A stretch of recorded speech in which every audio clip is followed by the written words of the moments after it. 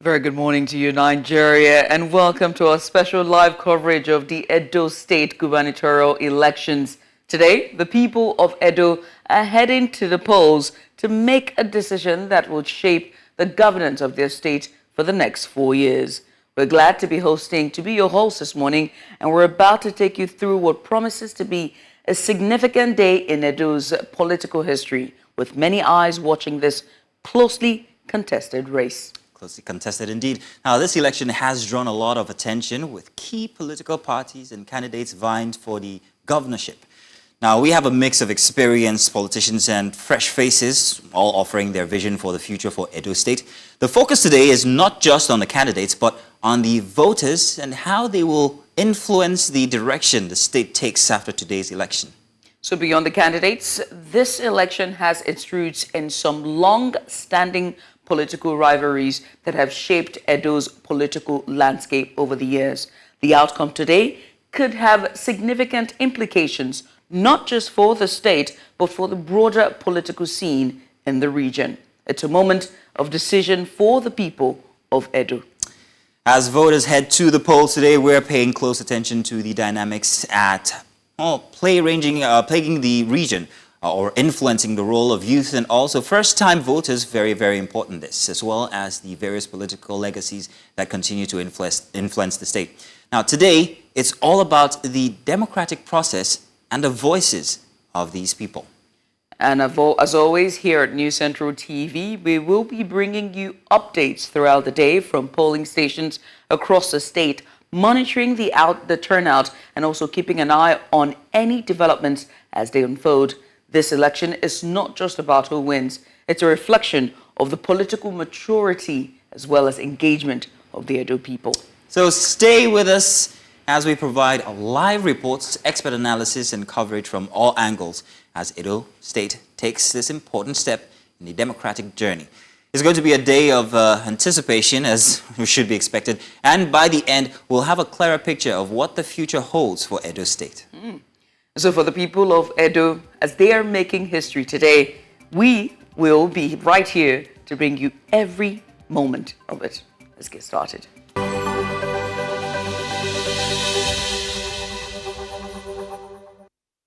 And you're welcome once again. So as the clock ticks, all eyes are on Edo State, where voters are, participating in the highly anticipating gubernatorial election. The political landscape has been shaped by competition amongst the leading political parties, with the People's Democratic Party, the All Progressive Congress, and the Labour Party LP at the mix. As Governor Godwin Obaseki concludes his two-term tenure, the future leadership of the state is now in the hands of the electorate. Now, this election is not just a routine process. It carries layers of political history and dynamics.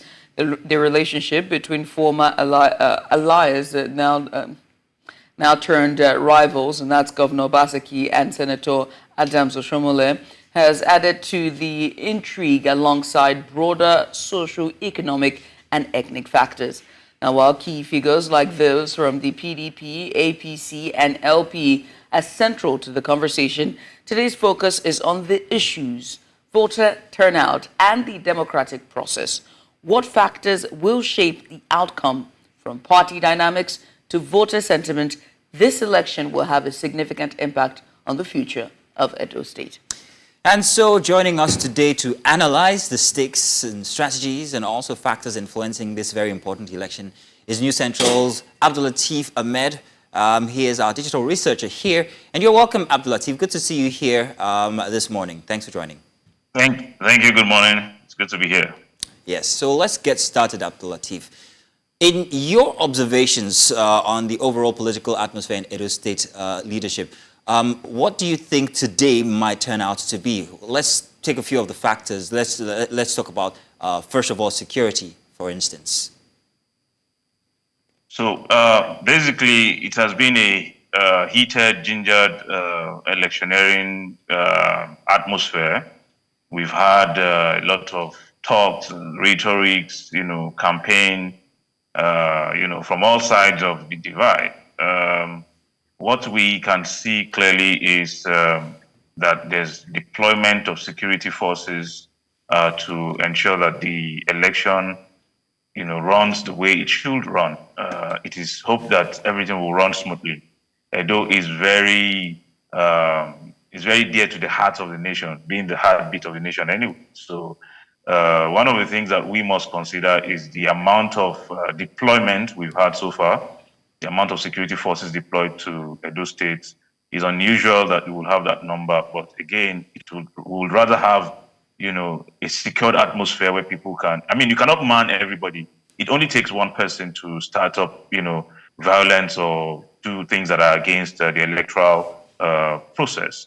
However, with the amount of security forces deployed, it is hoped that people who will ordinarily be afraid to vote or to come out to vote will have a reason to come out, exercise their franchise, and choose a leader that will represent their wishes and aspirations. And how necessary was that number? I mean, because it's a huge number of security forces that have been deployed to Edo State. How necessary was it in the build-up and then on the day, which is today? Yeah, so ordinarily, I would want to see an election that does not have policemen and security forces, around. But unfortunately, in this part of the world, we are still very the way we run electioneering. It is more like war. It should just be basically an avenue for people to make choices. But because politicians will always want to dictate the tempo, they are the key drivers of violence, and it is for that reason that this amount of deployment has been made. If you don't make this amount of deployment, and I would say that we are lucky, by the way, that the election is holding at this time because it's an off-cycle election in any way. If we had an election that was holding with other state election, we cannot deploy these amounts of policemen, in Edo State. So yes, we have this amount of deployment, but it also goes to tell you that we need to do better in our electoral process and our electoral enlightenment. Civic responsibility, to take care of all of these things so that people know that you don't need to force your way, you don't need to force your wishes or your aspiration, you don't need to make it, a do or die affair, so that people begin to get very much afraid. And you will have seen that in most of our elections, the amount of voter registration is impressive, really very high. But because of fear of intimidation, attacks, violence, and all of that, sometimes you see that the number that end up voting, that end up accredited, is far lower than the number that that registered. So that in itself is a disincentive. Right. To impact the electoral process negatively. Abdulatif, it makes one wonder what could be the factors that we see, what could be the factors behind the low turnout of voters. Is it late arrival of voting materials? Could it be, the process of verifying the voters before they go on to vote? Or could it just be violence as well? And also, whilst you're answering that question, I'd like for you to talk about the concerns of vote buying. The vote buying has been an issue with, elections in Nigeria. Do you think that the presence of security forces that has been deployed with this particular gubernatorial election will sort of curb vote buying for this time cycle? Yeah, so politicians have learned how to be more sophisticated in the way they expend or the way they process, in quotes, vote buying. One of the reasons why people do not turn out to vote, sometimes because of the rhetorics, heated rhetorics from all the sides. People will identify you and say, okay, you are the one who voted for this person, and therefore this will happen to you. So people sometimes are mindful, they are careful to say that while, the electoral umpire will promise that the election will be free and fair, the rhetorics coming from both sides may be a major disincentive, will make people to say, you know what, in principle, I support Mr. X or Mr. Y, but I cannot take my life because I do not have a replacement.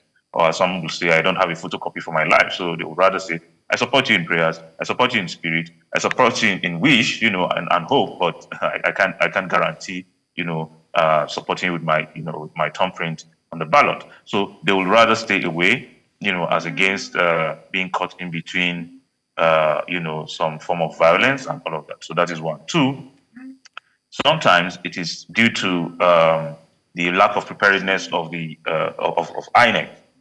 In this case, INEC does not have an excuse because it has enough time to process, to ensure that all all that it needs to get done ahead of the election is done. Therefore, it is expected that election should allow for everyone to come out en masse to vote. The presence of the security forces will ensure that those who had initial fears will be able to come out and vote. Sometimes the threat is not even during the election. Sometimes it is after the election. Some fear for their lives post-election and therefore would rather stay away from election. So all of these factors may be part of the reasons why some of these things happen. On electoral buying, the reasons why these things continue is because we don't see politicians penalized, for this criminal behavior. You don't stay the entire year not campaigning, not appearing on TV to explain your policies and your campaign, nuggets of your campaign, and then somehow you feel the best way to get the hearts and mind of people, especially in a country that has serious poverty issues, that you basically pay your way into electoral offices. So it's a very disturbing trend. But again, the presence of security forces cannot really stop it, because people just get their alerts, via transfers, and that could happen if party machineries are deployed for people to do such transfers. Sometimes it is not even monetary. Electoral vote buying sometimes it's just promissory and all of that. So Abdulateef, I'm going to jump on that. You say that vote buying can happen, and the security agencies might not even be able to stop it. Now, but then with the heavy presence of security forces in Edo State this morning, since yesterday, also noting that it's not just the police, but there's also presence of the military there as well. I don't know how comfortable individuals might be noting that there is the army there. In these kind of civil instances, you'd expect that just the police would be deployed, but to have the army also present, I don't know what that does to the atmosphere of Edo State. Where are they? Where might they? Where do you think? How do you think this might influence the turnout of voters? So the Edo people are very brave people. They've seen some of the worst scenarios, and therefore the presence of the army will not deter people who are courageous or confident of what their support base, as the case may be. People will come out to vote. It is not an intimidation as some may think. But what I know is that those who would want to vote, regardless of the presence of, they would rather vote in the presence of security forces, the soldiers, even the civil defense, as the case may be, as against knowing that cultists, armed gunmen, from political thugs are going to be lurking around.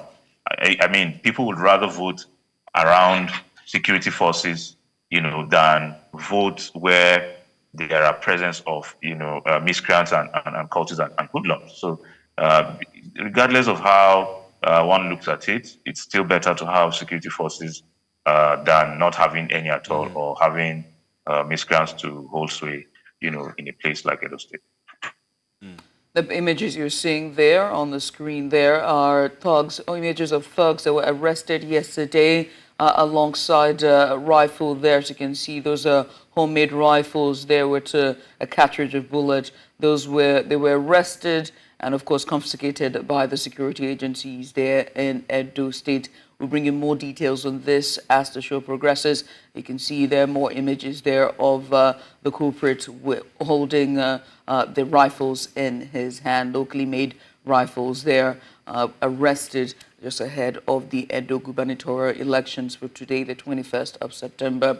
Now, I mean, looking at those images there, Abdulateef, and then with Edo State's very sad history when it comes to electoral violence, do you think that from the arrests that we've seen, that the police and also the promise that they've made to the electorate as well as also the press, that they are ready and tight when it comes to electoral violence for today?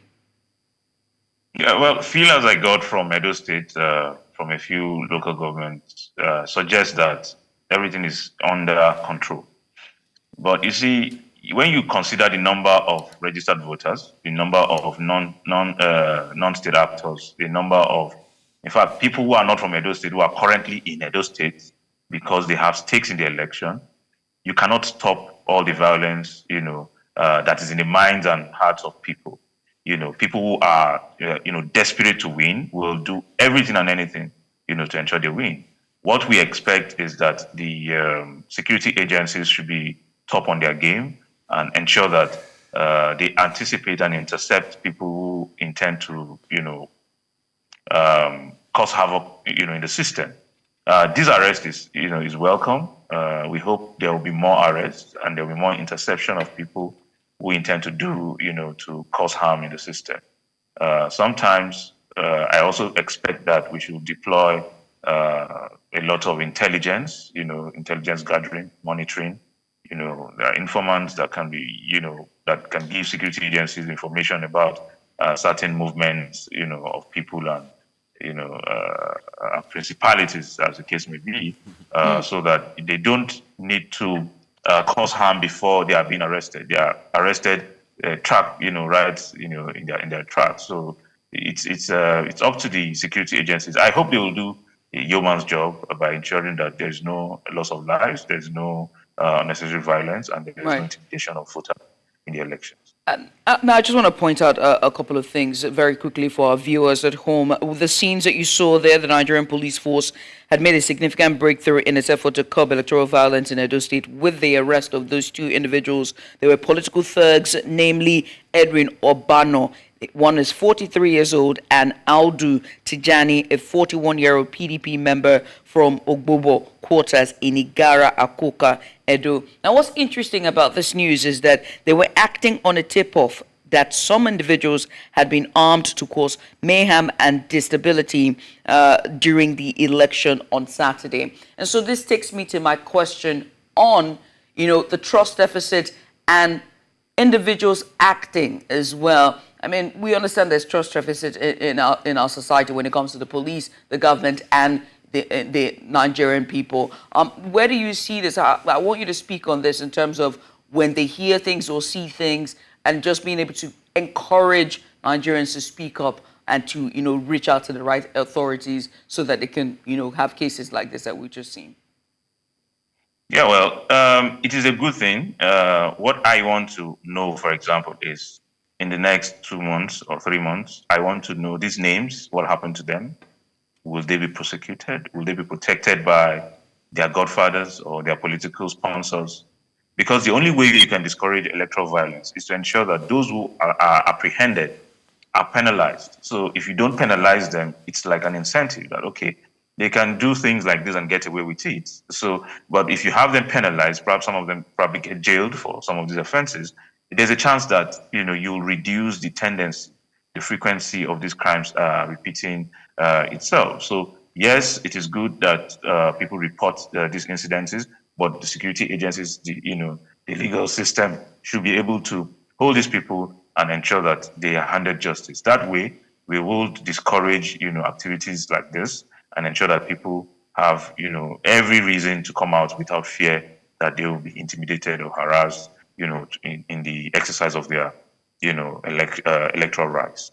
That's a very interesting thing, Abdulateef, and of course Judith as well. I'm going to also commend you for that question, because it's one thing to arrest these guys, it's another thing to actually see where it goes from there. I can't, for the love of me, remember any instance where they have been arrested before the elections and we know exactly what happened to the people for after. I don't know if you agree with me, Judith. 1000%. So that's conversation for even after the elections, maybe even tomorrow. We should ask and continue to put this in the minds of people, consciousness of people, that we need to know exactly what happens to these people so it serves as deterrent.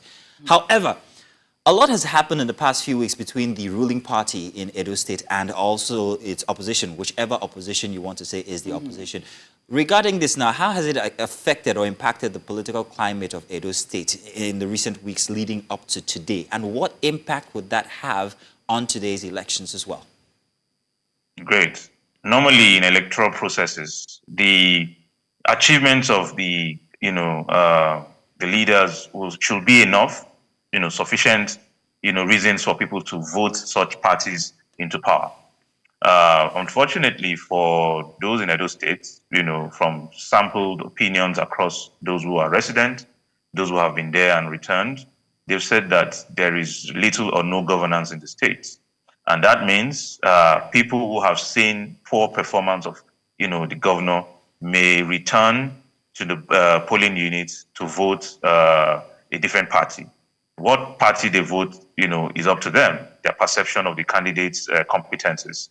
But again, if you also consider that a governor has done well, you will not hear rhetorics like, if you do not vote for my party, the state will burn. You will not hear rhetorics like the election is a do or die affair. You will not hear, incendiary, and insightful statements that suggest that the stakes are beyond elections. Probably someone wants to cover his track or the track of his party, in the state. Again, you will not hear that an orderly of a deputy governor was shot, by security forces that were probably promulgated by the state. So you have these issues, and from the APC too, you will be hearing of instances where there is threats to how people make their choices as to, okay, some are saying there will be federal might, the president will ensure that the election favors his party, the likes of Senator representing Edo North, Senator Adams Oshomole would ensure that, the Edo people get their fair share of the national presence and all of that. So people intimidate with different things, with different promises, but the truth of the matter is those who promote violence are mostly the political actors who most times have failed the people, and they need a last minute, kind of rhetoric. It could be empty rhetoric in any way to ensure that they remain relevant in the system. Between Governor Baseki and Oshomole, for example, there are unfinished business that they need to test with this election. So sometimes you look at the arguments during the campaign, and you are like, okay, I would ordinarily expect that people talk about, the manifestos of the candidates, but what you continue to hear are non-essential, non-important issues, narratives around who is married and who is not married, who has a child and who doesn't have a child, and stuff like that, and then it becomes, what everybody is talking about. But we're talking about governance here. How much of the human development indices has improved between the last 4 years and now, between the last 8 years and now?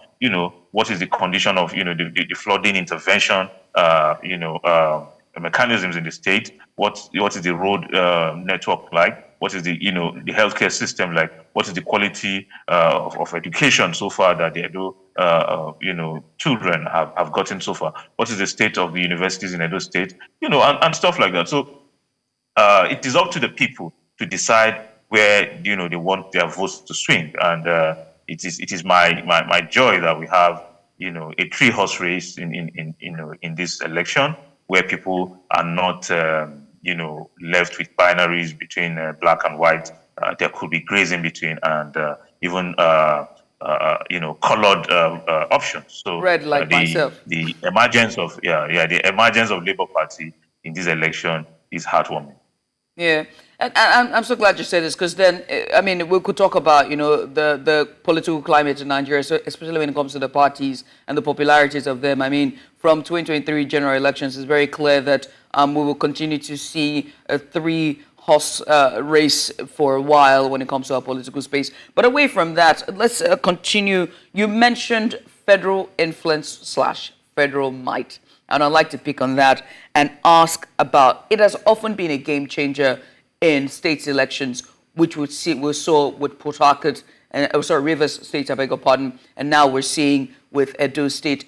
Do you see this tipping the scales of the election? Well, the president so far hasn't shown any sign that he's partisan. He will always support his choice of candidate or his party. Don't forget that Edo State is that state where his political, his political experience, or will I say his political boundaries were stretched, from the Southwest, when he supported, Adams Oshomole during, after elections, before elections and after elections, where he was seen to be cheated during elections, and then it was contested in the courts, and then he won. In any case, federal might will not amount to much if those who hold the stakes in their various regions are able to put in all that they can to retain the seats of the state. Why I say this is that sometimes people use vague concepts and ideas to say that this is the reason why they may not win. But what I know very well, for example, is that the state PDP is in disarray. If you talk about the amount of altercations that's happened in the past few months, the disagreements between the governor and his deputy, the amount of political stakeholders in PDP that have switch parties, you would have realized that PDP has internal wranglings that may impact it seriously, and even at the national level. Except that when they had their closing campaign at Oredo North, it was interesting to see that Alhaji Atiku Abubakar was there, and all the major party stakeholders in PDP were also there. The National Working Committee of the PDP were there, and all that. So it was good to see that, but basically appearing at the campaign is not enough to say that all is well, within the party. I expect that a cohesive strategy will have been deployed to ensure that the people listen, and support the governor. But the rhetorics of violence, the rhetorics of threats may not be, all you need for the average Edo person. The Edo person is smarter than, just mere threats, of what they will do or what they will not do. So federal might may not do much, but I know that there are influences that the federal might in quote may evoke, because there are people, for example, need entry into national politics, and would say that they stand nothing to gain politically from Governor Obaseki that is leaving office, as against supporting a candidate that may bring them closer to the center. So that may inform their decision to switch alliances and support. If you also look at the fact that the likes of Pastor Yamu, who is from Edo South, is also supporting the candidate of the APC, you'll see that the direction of support for the APC candidate has been strong over the past few months. Right. That is not to discountenance the presence of the Labour Party candidate, Olumide Apata.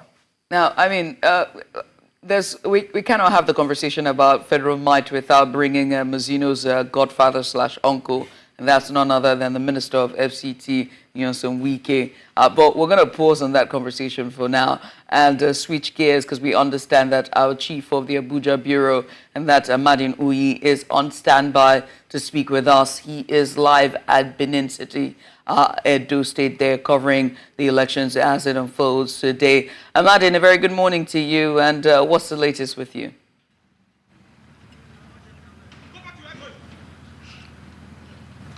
Okay, good morning. I'll just make a little point of correction.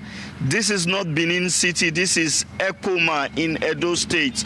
Ekpoma houses the famous Ambrose Ali University. It's one of the largest cities or mini towns in Edo State. I'm standing at this moment at the Royal Road. Beside me is the Central Police Station, and beside the Central Police Station is a rack center. Now, if you look behind me, you see the police are already walking. They've already started barricading the roads to prevent movement of vehicles to and fro. Remember, for the elections, it's a no movement poll. There is a ban on vehicular movement. You see, we came this morning and we saw that they were already mobilizing, many of them who had been posted to this area to be redeployed to the different communities within Ekoma axis. Now, just come with me. If you see at this side, to tell you how the election is, how keenly it's going to be contested. You see the candidates of the different parties. Behind me, you see the billboard of the APC, that of the Labour Party, and behind that white truck over there, you see that of the People's Democratic Party. This tells you that for the three candidates, even in Ekoma, they are on ground. Just at this facility here is a rack center. There are a lot of INEC staff who are collecting their materials, getting ready to be deployed to the different polling units. So for this area, Ekoma, INEC is ready. Security operatives, from what we have seen on ground, they are ready. We have gone around the little town and we have seen various checkpoints where they are stopping vehicles from moving. Well, in stopping vehicles from moving, were there checks as well? I mean, because we understand yesterday there were 2 arrests so far. So were they checking cars or just being mindful of, proliferation of small arms or, homemade arms?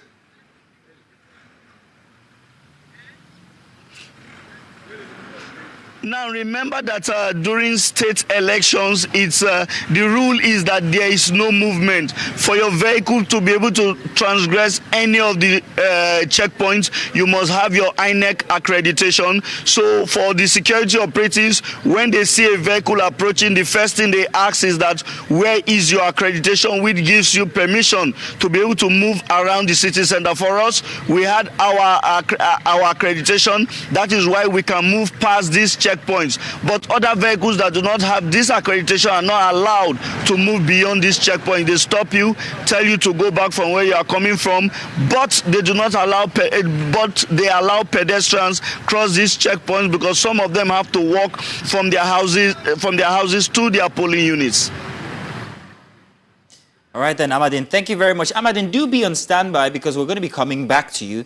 For now, however, we understand that we have Austin Azu, who's also in Edo State as well, covering the elections. Austin, good morning. Good to have you on the show this morning.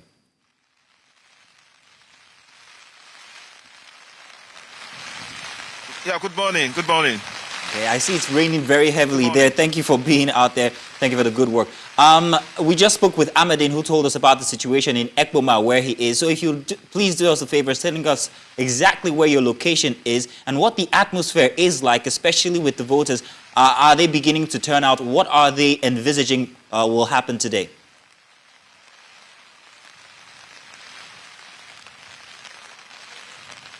Okay, currently we are at East and Southeast local government area of Edo State, and the weather seems to be very unfriendly.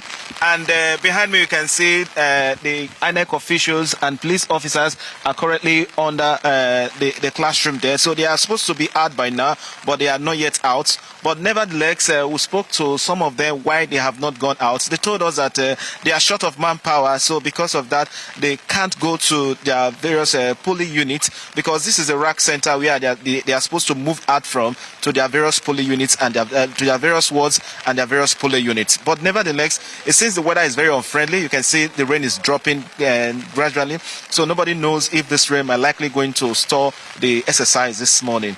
But by and large, everyone seems to be on the ground here, but no one has moved out from this rack center from this particular place. All before now, because of the classroom that is obstructing, you would have seen the convoy of vehicles, buses rented for these events that will convey these officials from this particular place to their various areas. Okay, Austin, let's talk about the INEC's collaboration with security agencies. How does that look like? I can see some uniformed operatives there. So could you tell us anything about how they're working together?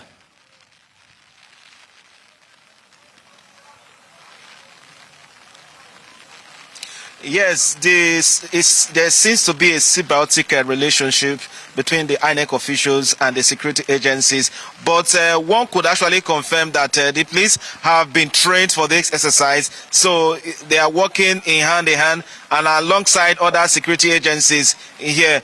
But because of the rain, you might not be able to see other security agencies apart from the police that you can see on uniform. We have other security agencies like the DSS, like the other agencies. But obviously, we can't see them now because of the outpour of rain now. Well, from what we can see from here now, we still have a lot of persons at this rack center. But with what we can verify from here now is that most of them are yet to get some of their logistics, because from the clips we sent earlier on, you can see one of the ad hoc staff, smiling out of the room that yes, have been sorted out already. So it means that they are still waiting for other materials for them to move from this rack center, which is the local government headquarters, down to their various wards and their polling units. So could there be a delay with the material distribution? Is it due to the rain or logistical glitches?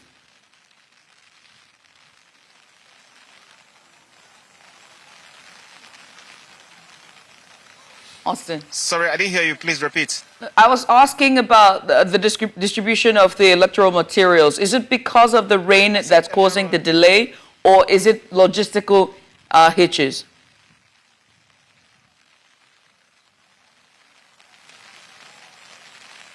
Yes, it could not be confirmed if it's because of the rain, because obviously they might have been equipped in case there might be rain. Don't forget that this is rainy season. But from what some of them told us off camera, they said that they are short of manpower, like someone who said that he will be crossing the river Niger down to the island. Obviously, the person is complaining that he needs more power. That issue was discussed yesterday with the EO, and they were promised that more personnel will be sent across to them so that they'll be able to move from this particular area down to where they are supposed to conduct the election. But from what some of them said, that they said that most of those people that would join there are on their way from Edo State, and it's almost 8 o'clock this morning, and none of them has arrived here. So obviously, elections. Yes, the election ought to have started exactly 8 o'clock, and it goes simultaneously with accreditation. So these other people that they are hoping to join there, if they don't come before 12 or maybe as time might permit, obviously that would definitely slow down the process of the exercise. Austin, it makes me wonder exactly how other local governments, especially the ones that are outside of urban areas like perhaps where you are faring. Have you gotten any word from the riverine locations, the riverine voting spots that might also be experiencing this kind of an issue?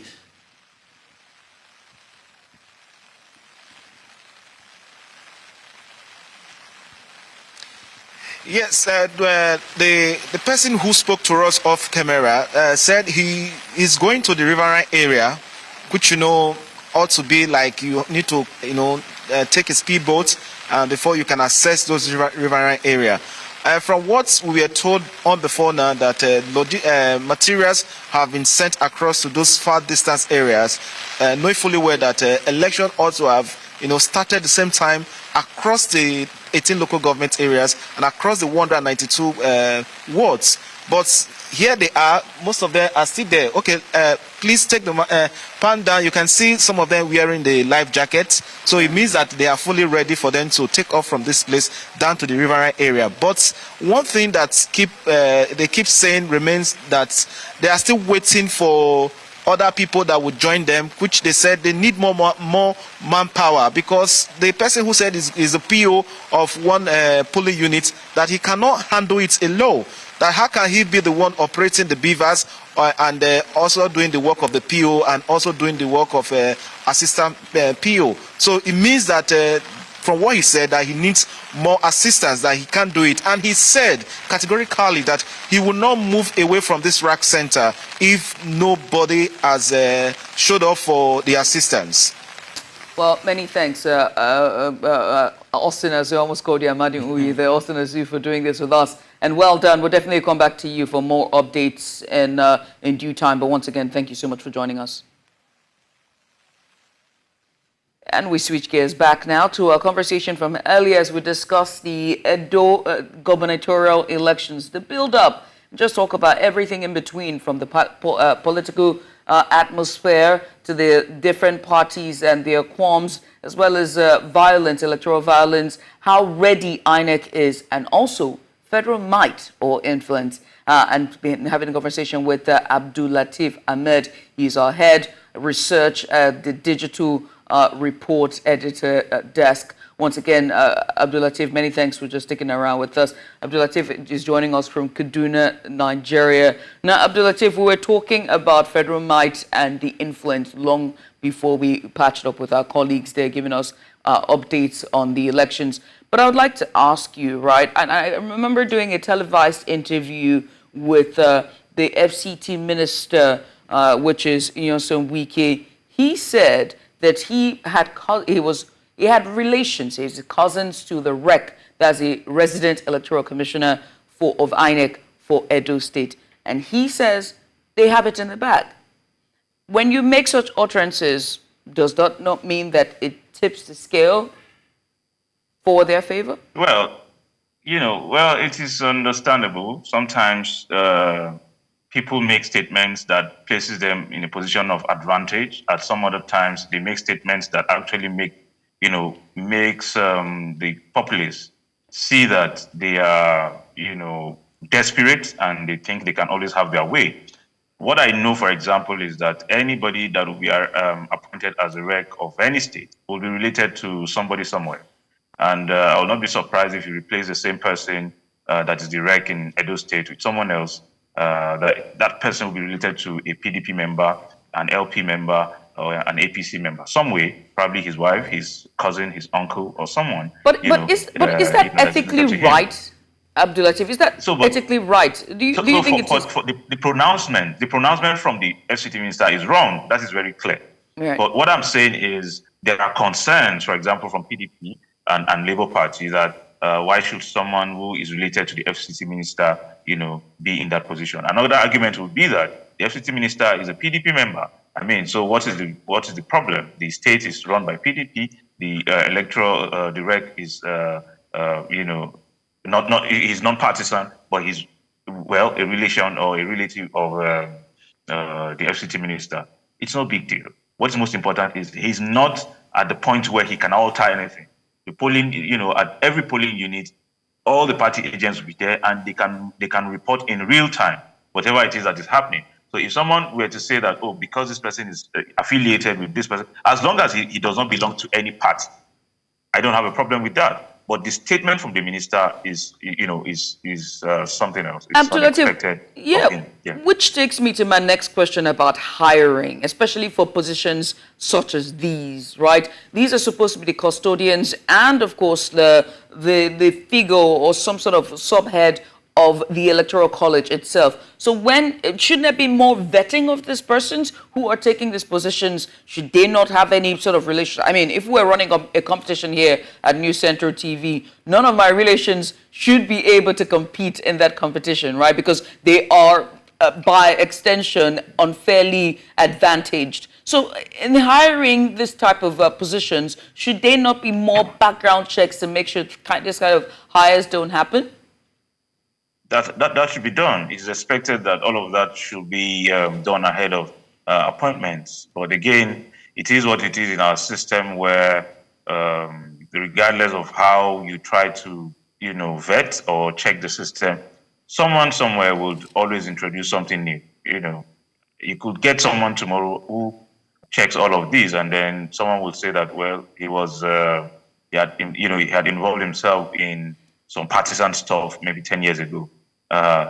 We are all political animals, so the fact that someone was once involved in a campaign may just mean that he would be relegated, even if he's competent and able to exercise, his function. So what I would expect is that those who have concerns should keep close eyes on the rec, and ensure that he does not do anything that goes against the electoral process and the I'll take it from the democracy. angle of everybody is related to somebody. So I'm just going to leave it there. Oh, it's your uncle now, me. But, well, no relations. No, it's But a joke. Abdul Latif, let's talk about the issue of zoning and how important it is. 18 local government areas in Edo State, 3 zones divided into Edo North, Edo Central, and Edo South. Edo South having 7 LGAs. I think Edo North with 6 and 5 for the Central.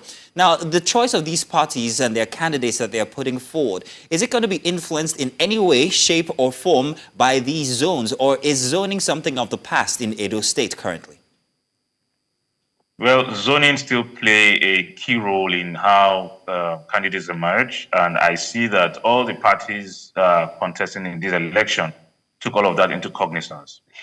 The Labour Party took a smart choice by,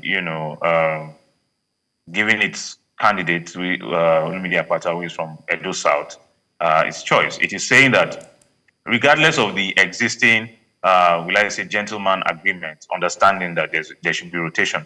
Adam Soshomole was from Edo North. He switched to Obaseki, who is from Edo South. And there's an unwritten understanding that the next governor should be from Edo Central. So the Esan people are looking forward to someone from amongst them to lead the state. And so that puts the ball on, PDP, Aswe Godalo, and the candidates of the APC. Beyond that, the voting population of Edo South is the highest. Don't forget that the senator representing Edo South secured 67,000 votes.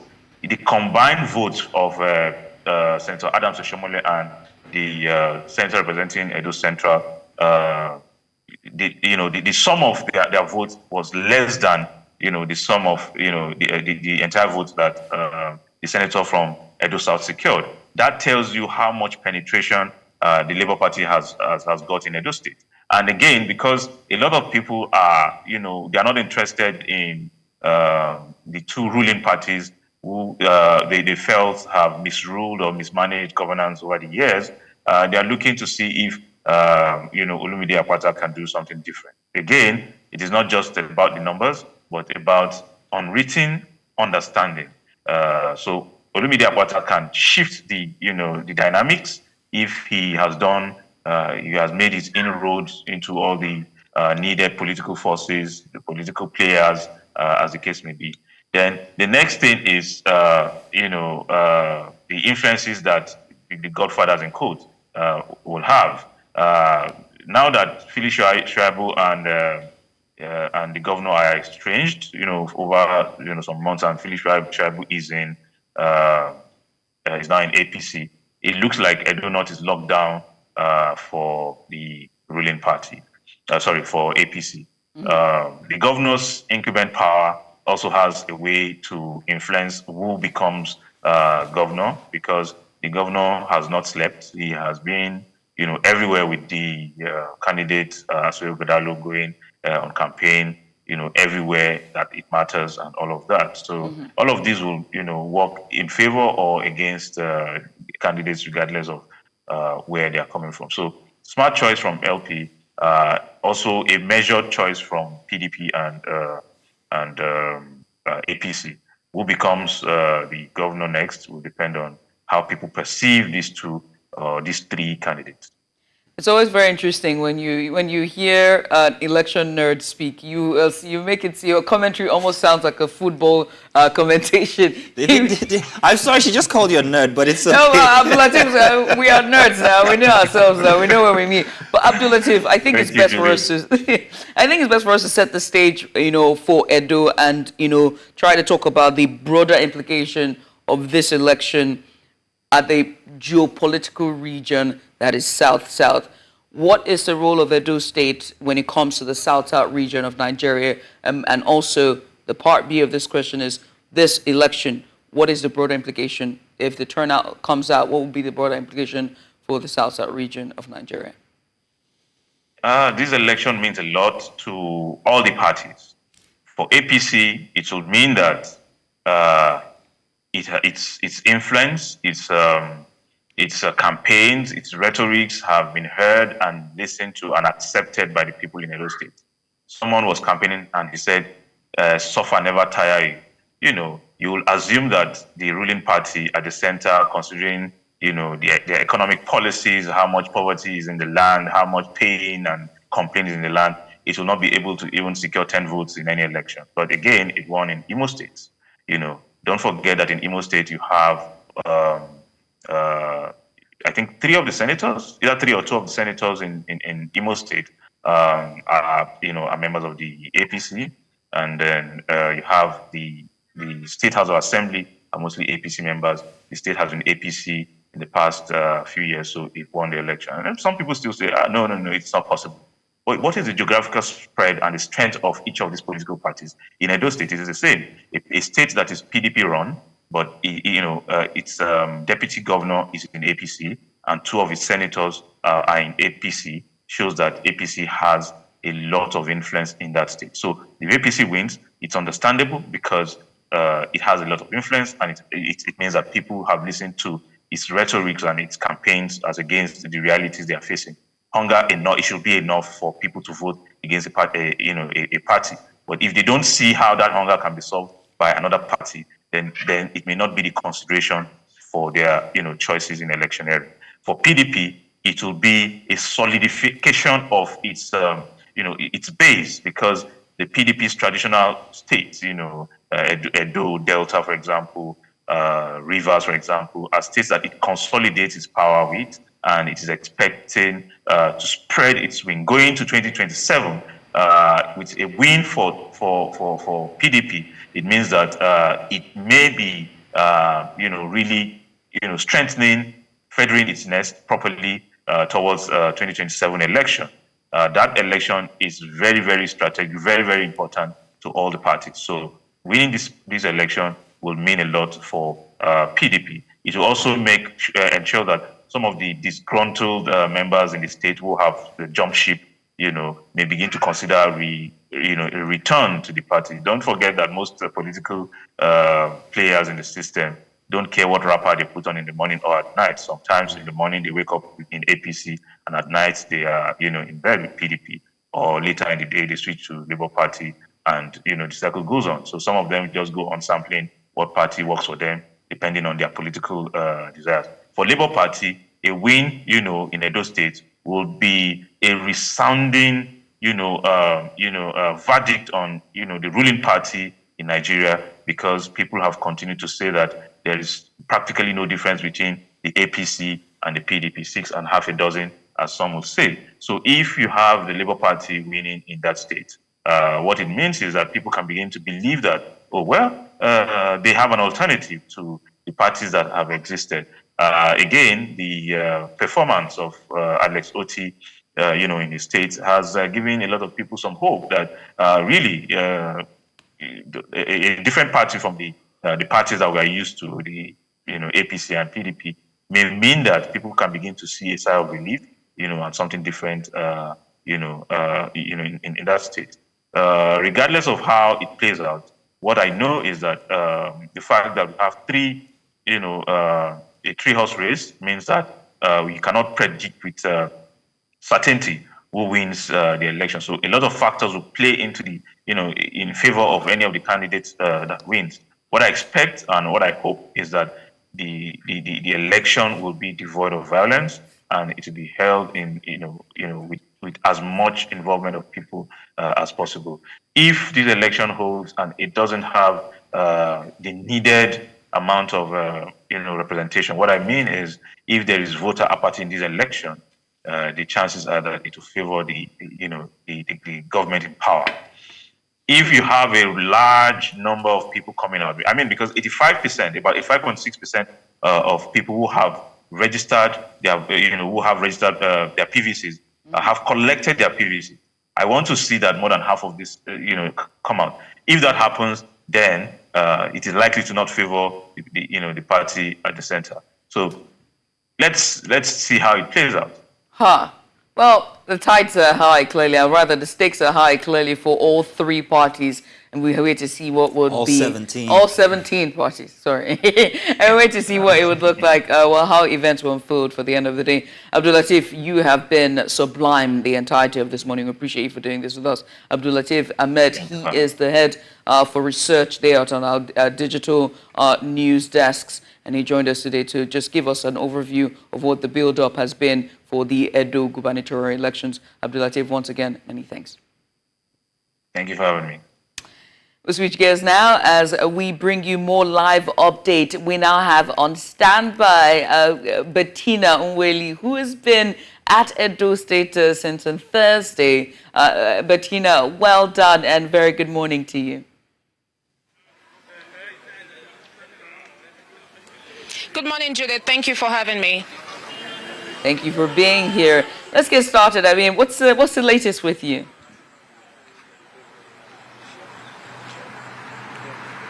All right, so this morning we've been to a couple of polling units in Benin City.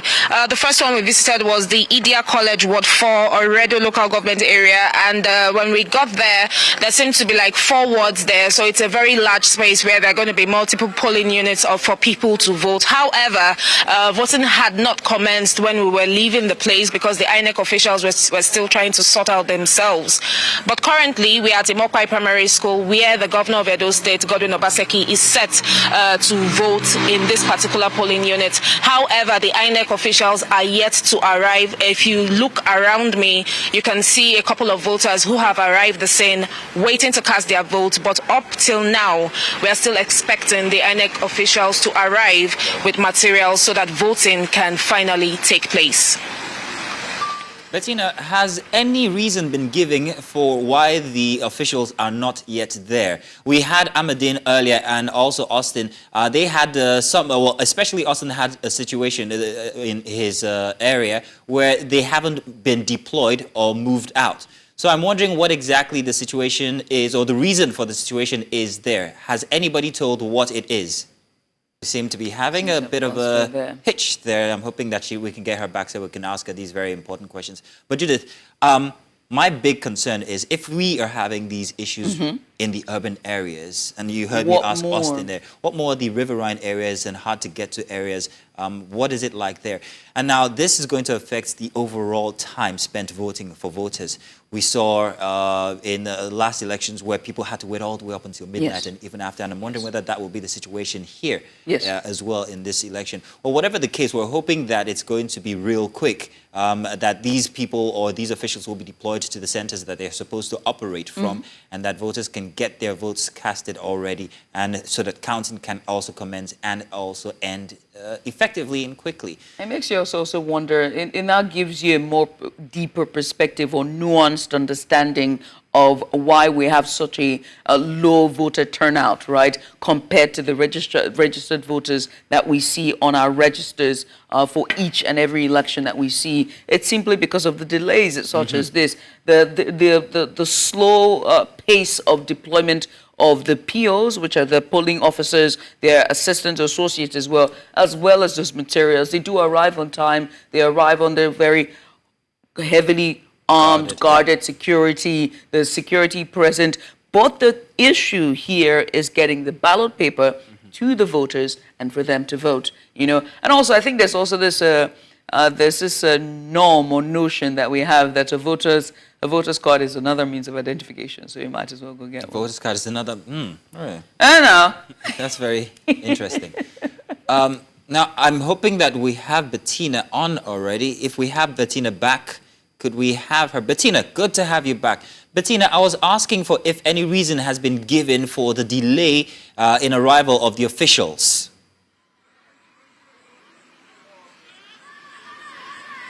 Well, no reasons have been given, and it seems quite surprising because materials were moved from the CBN office to the respective local government areas on Thursday. So I would say that INEC has had enough time to prepare to make sure that they can mobilize their staff to the different polling units in the state. But if up until now they haven't come, then I must express my worry. I'm a bit worried about the situation of things and what actually is happening with the election. What about security at your unit there? What is security like? What is the collaboration like between INEC and the security agencies?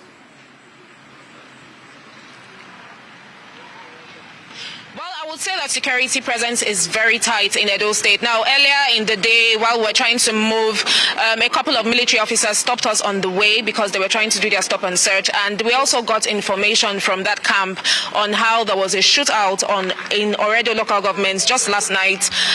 So the security is tight. For every corner that you are turning in Benin, you will see an armor tank and military officers stationed there. At this polling unit presently where we are, you can see police officers who are waiting as well before they resume their duties when the INEC officials finally arrive. So I would say that security-wise, the state has tried and done their best, and we'll look to see how things will unfold eventually. Bettina, I'm wondering if you could give us more information about the shootout you just spoke about.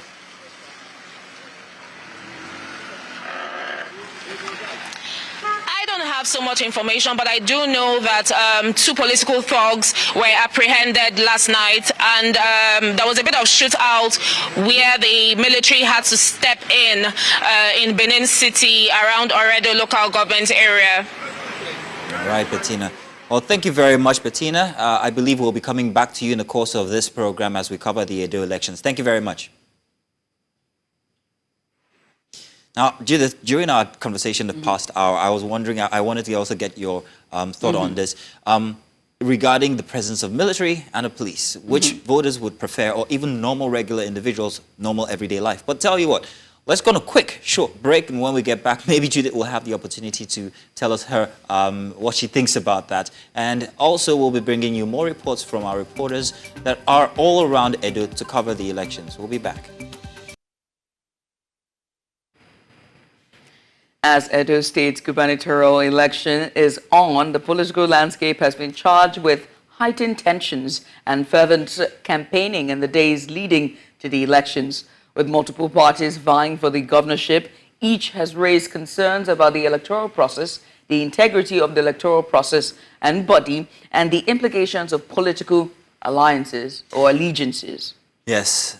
Now, with parties embroiled in a competitive environment shaped by past grievances and also new political dynamics, as we delve into the concerns of these political parties, we aim to understand their perspectives and also on governance, electoral fairness, and the future of Edo State.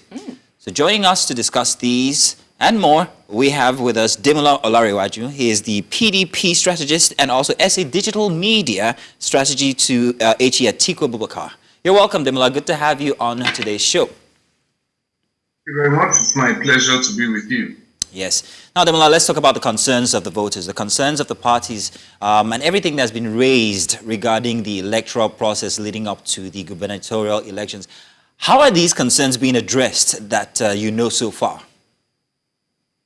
Well, thank you. I think, initially it was, there were fears or there was tension about the fact that, the police was randomly arresting members of the PDP, leaders of the PDP across the state, which, at some point led to PDP leaders saying that there might be a boycott of that election. But afterwards, after various conversations with security chiefs, the party decided to go fully ahead into the election, confident of victory, and with assurances that the process will be free and fair. So at the moment, we have confidence, in the integrity of the process. But again, that remains, it will be an ongoing thing. It's something that has to be evaluated hour by hour, and not just by the political parties concerned, but also by the media, by various electoral monitoring groups on ground, and by INEC itself. And of course, we believe that if there is any fear at any point in time, then it will also be highlighted very well in the media. But so far, so good. Some of the fears have been allayed as of this morning. Demola, while we're still on the topic of security here, what do you think about the level of compliance running up to the elections today regarding security? And I'm talking about from the position of the voters, from the position of the officials, and also from the position of the security agencies themselves. Well, that's what I was saying, that, initially we had concerns with the fact that PDP chieftains in certain localities were being picked up by members of the police force. As of Thursday, which was 2 days ago, some of them were released. Yesterday, there was also a problem in Etako LGA where the speaker of the local government area, the speaker of the legislative arm, he was also picked up. But I'm aware he has been released now. So we know that some security agencies, such as the military, such as the Navy, and those some of those guys that have been deployed on ground, have been fair. Where we've had concerns has been the police. But the fact that the party has decided to go ahead with the election shows that we have confidence in that process. But we still appeal to the media and to electoral monitoring agents to please be on the lookout, because the APC controls power at the center. The PDP is in power at the state level, but is not in control of the security agencies. The security agencies are being controlled. What about the confidence of the voters in this case regarding the security agencies and all the protocol that have been put in place? Do you think that the presence of perhaps maybe the military, for instance, might sway in any way or any direction the voters? I think for the voters, it's confidence. There's the confidence of knowing that the military is on ground, especially, to prevent thuggery, because, these are realities of elections that happen here. You have ballot boxes may be disrupted. So, the more security agencies that you have, especially when they are impartial, when they are only doing their monitoring assignment, it's confidence for the voters. And, all parties are, campaigning heavily that voters should come out. So I think, it's a good sign, it's a good development for the Edo State elections today.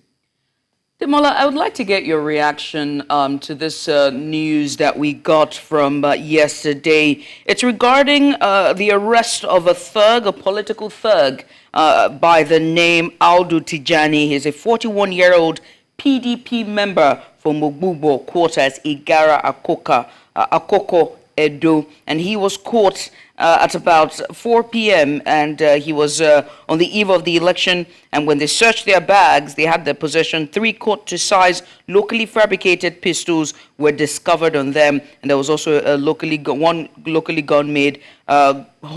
made gun that was recovered from Tajuddin. What is your reaction to this information? To this piece of news? Well, it seems to me the information that I heard as of yesterday was that some APC thugs were arrested, and also we've heard that a certain governor from one of the north central states is in that particular Akoko Edo local government with some thugs from his state. The state shares a border. He's an APC governor. The state shares a border. So this particular Audu Tijani, I'm not sure who he is, but our point always has to be that regardless of whichever party, thuggery should be discouraged. Whatever party the person is working for, I'm happy that whoever this person is, he has been picked up. I'm happy that he has been picked up. It's a good sign for the election. It's a good development. Again, it should be above board. If thugs are caught on election day with weapons, it is a problem. And I want to make a point here that for me, it's not just about the elections. I think a lot of things are swept under the carpet in the country under the guise of politics. So they say this is political murder. They say this is political stealing. They say this is political thuggery.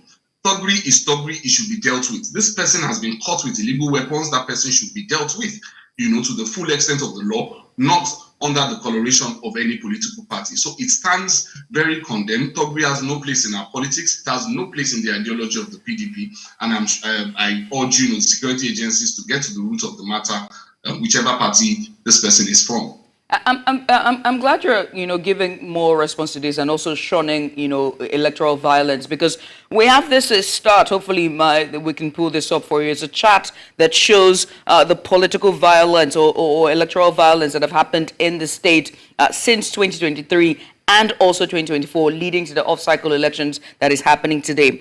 And on that start, the perpetrators and victims. For perpetrators, the incidents for PDP was close to non-stated parties, and it was 7. And the numbers of victims for the PDP, it was 2. And the incidences there, they said the incident types and frequencies: gun violence, there was 9, thuggery, there was 5, assaults, there was 1, PDP 2, mob violence 2. And all indications shows that PDP is at the forefront of this. You are a member of the PDP party. the PDP also refused to sign the peace accord when the peace accord was prepared for all parties for this off-cycle election to be signed. PDP refused to sign that. PDP is the ruling party for the state. Is this a good look for the party going into this election? The outlook of the PDP is simple. The PDP's ideology is very consistent with non-violence. Understand that even though the PDP is the ruling party at the state level, the PDP is not in control of any of the security forces. Every governor in Nigeria today, you have 36 governors, they are all chief security officers in name only. They cannot influence the deployment of commissioners of police. They cannot influence the deployment of GOCs. They cannot influence the deployment of FOCs in the issue of the Navy. So PDP does not control the means of violence in any state and in any election. I would like to see those facts, those reports vis-a-vis what the APC is doing or what the APC has done in that particular state. Because I just said here that one of the problems that PDP has had over the past few weeks, which led to PDP saying that, look, we are not going to sign this peace accord.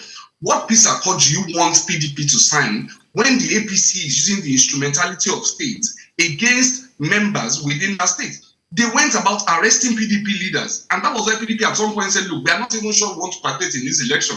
Because already what you are doing is you are picking up PDP leaders. Even up till yesterday, I just mentioned the instance of Etsako local government.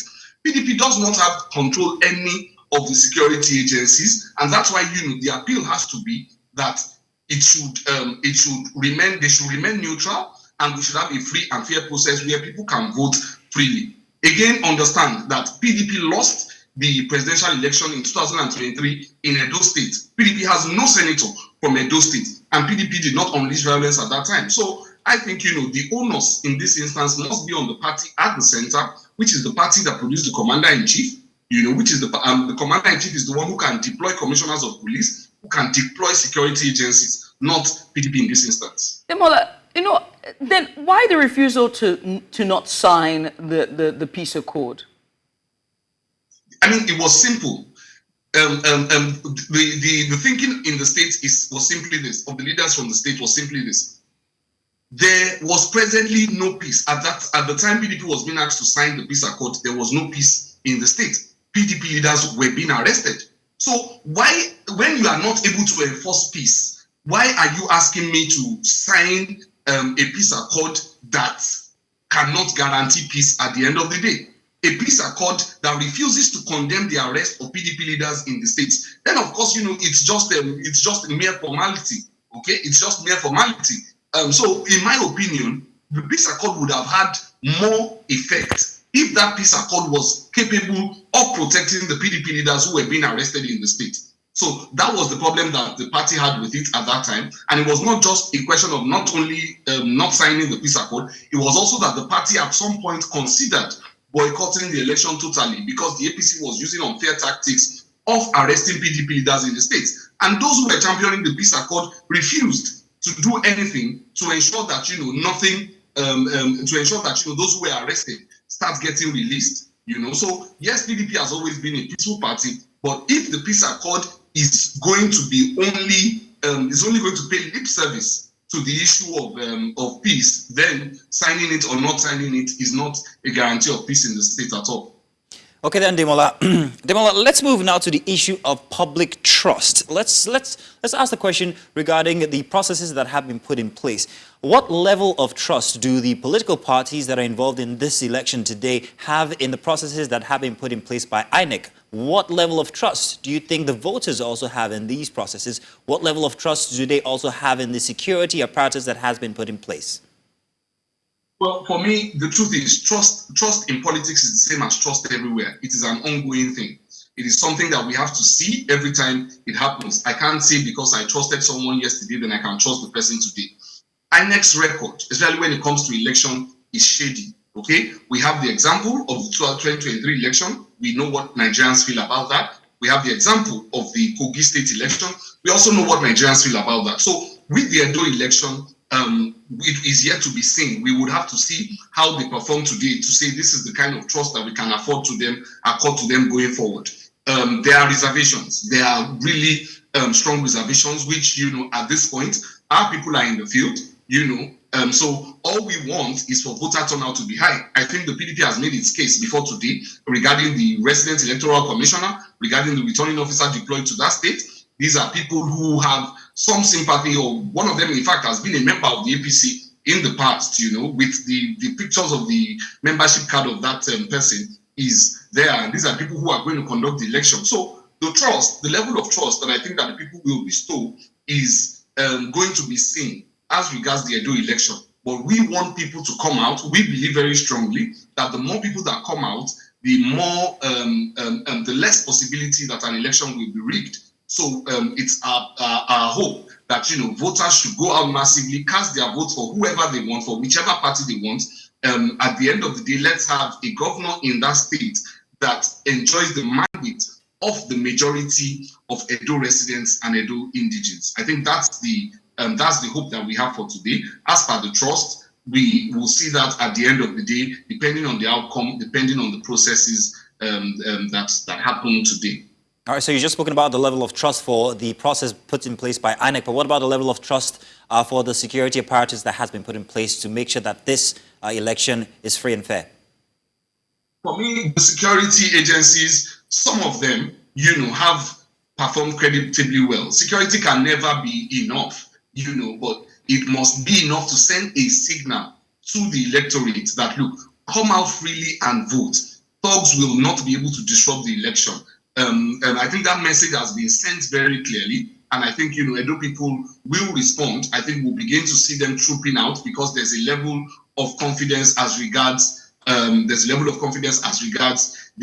security of that election. So yes, the security agencies can enjoy a benefit of doubt as regards some of them, the military, for example, their presence, they have been on ground in Edo State. It's heartwarming to a lot of people.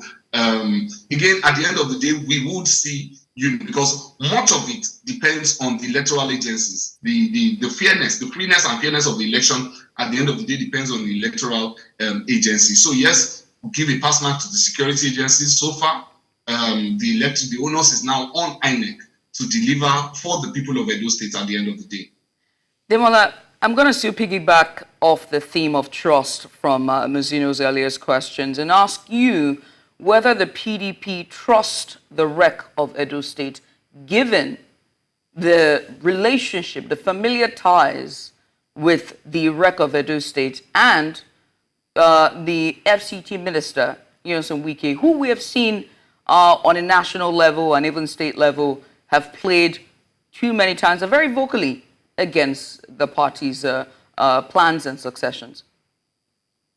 So it's the morning of the election. At this point, all we are hoping for is to have an overwhelming turnout of voters, where the will of the people is fully expressed, and it is expressed in, quantum numbers. There is no force on earth that can rig it. And so the message to the Edo voters is, go out there and cast your vote massively for the party that you want, and no rec will be able to rig it.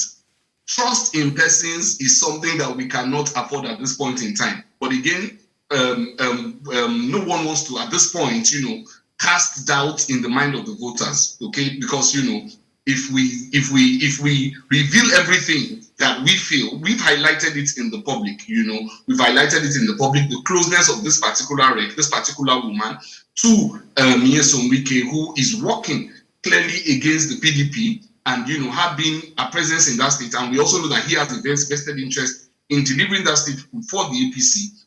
It's something that we have highlighted very clearly in the public.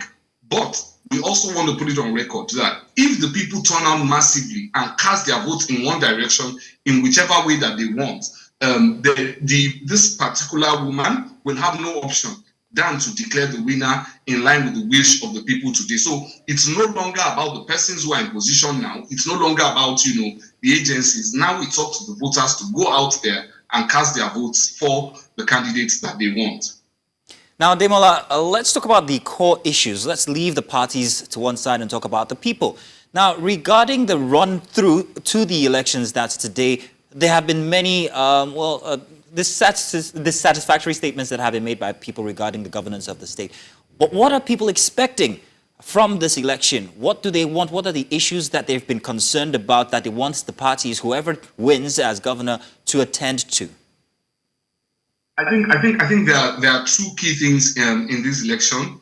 The first is the continuity aspect of it. I think, the major parties, the leadership of the major parties, none of them has disagreed heavily with the performance of the incumbent governor, Godwin Obaseki. And I suspect that this is because, Godwin Obaseki himself, he has ties to the various parties, to the various political parties. He was elected on the platform of APC, and so it was the APC guys who brought him in as governor, and then he defected to the People's Democratic Party. And then at some point, when he had issues within the PDP with the personality of Nyesom Wike, when he had issues with him, he was thinking of crossing over to the Labour Party. And so he was part of those who helped the Labour Party to develop very strong footing in Edo State. So the three candidates are basically, they've avoided, coming all out to criticize his works. So I think it is fair to say that he has performed fairly well. Where they have disagreement is on the issue of succession. So what they have been saying from the APC candidate Monday Okpebolo to the Labour Party candidate Olumide Apata and the PDP candidate, which is the party of the governor himself, what they have been saying is that they will continue his works. So I think continuity of the works of the governor in terms of the various things he's doing, in terms of the modular refinery, in terms of his strides when it comes to the emolument. Everybody has said that they will keep in place the emolument because Edo State is one of the few states in Nigeria that pays the highest salaries for its own public servants, for civil servants. So they've all said they will keep that in place and even do more. So I think continuity plays first on the mind of the voters. Secondly, Edo State is a state where it has a peculiar ethnic configuration.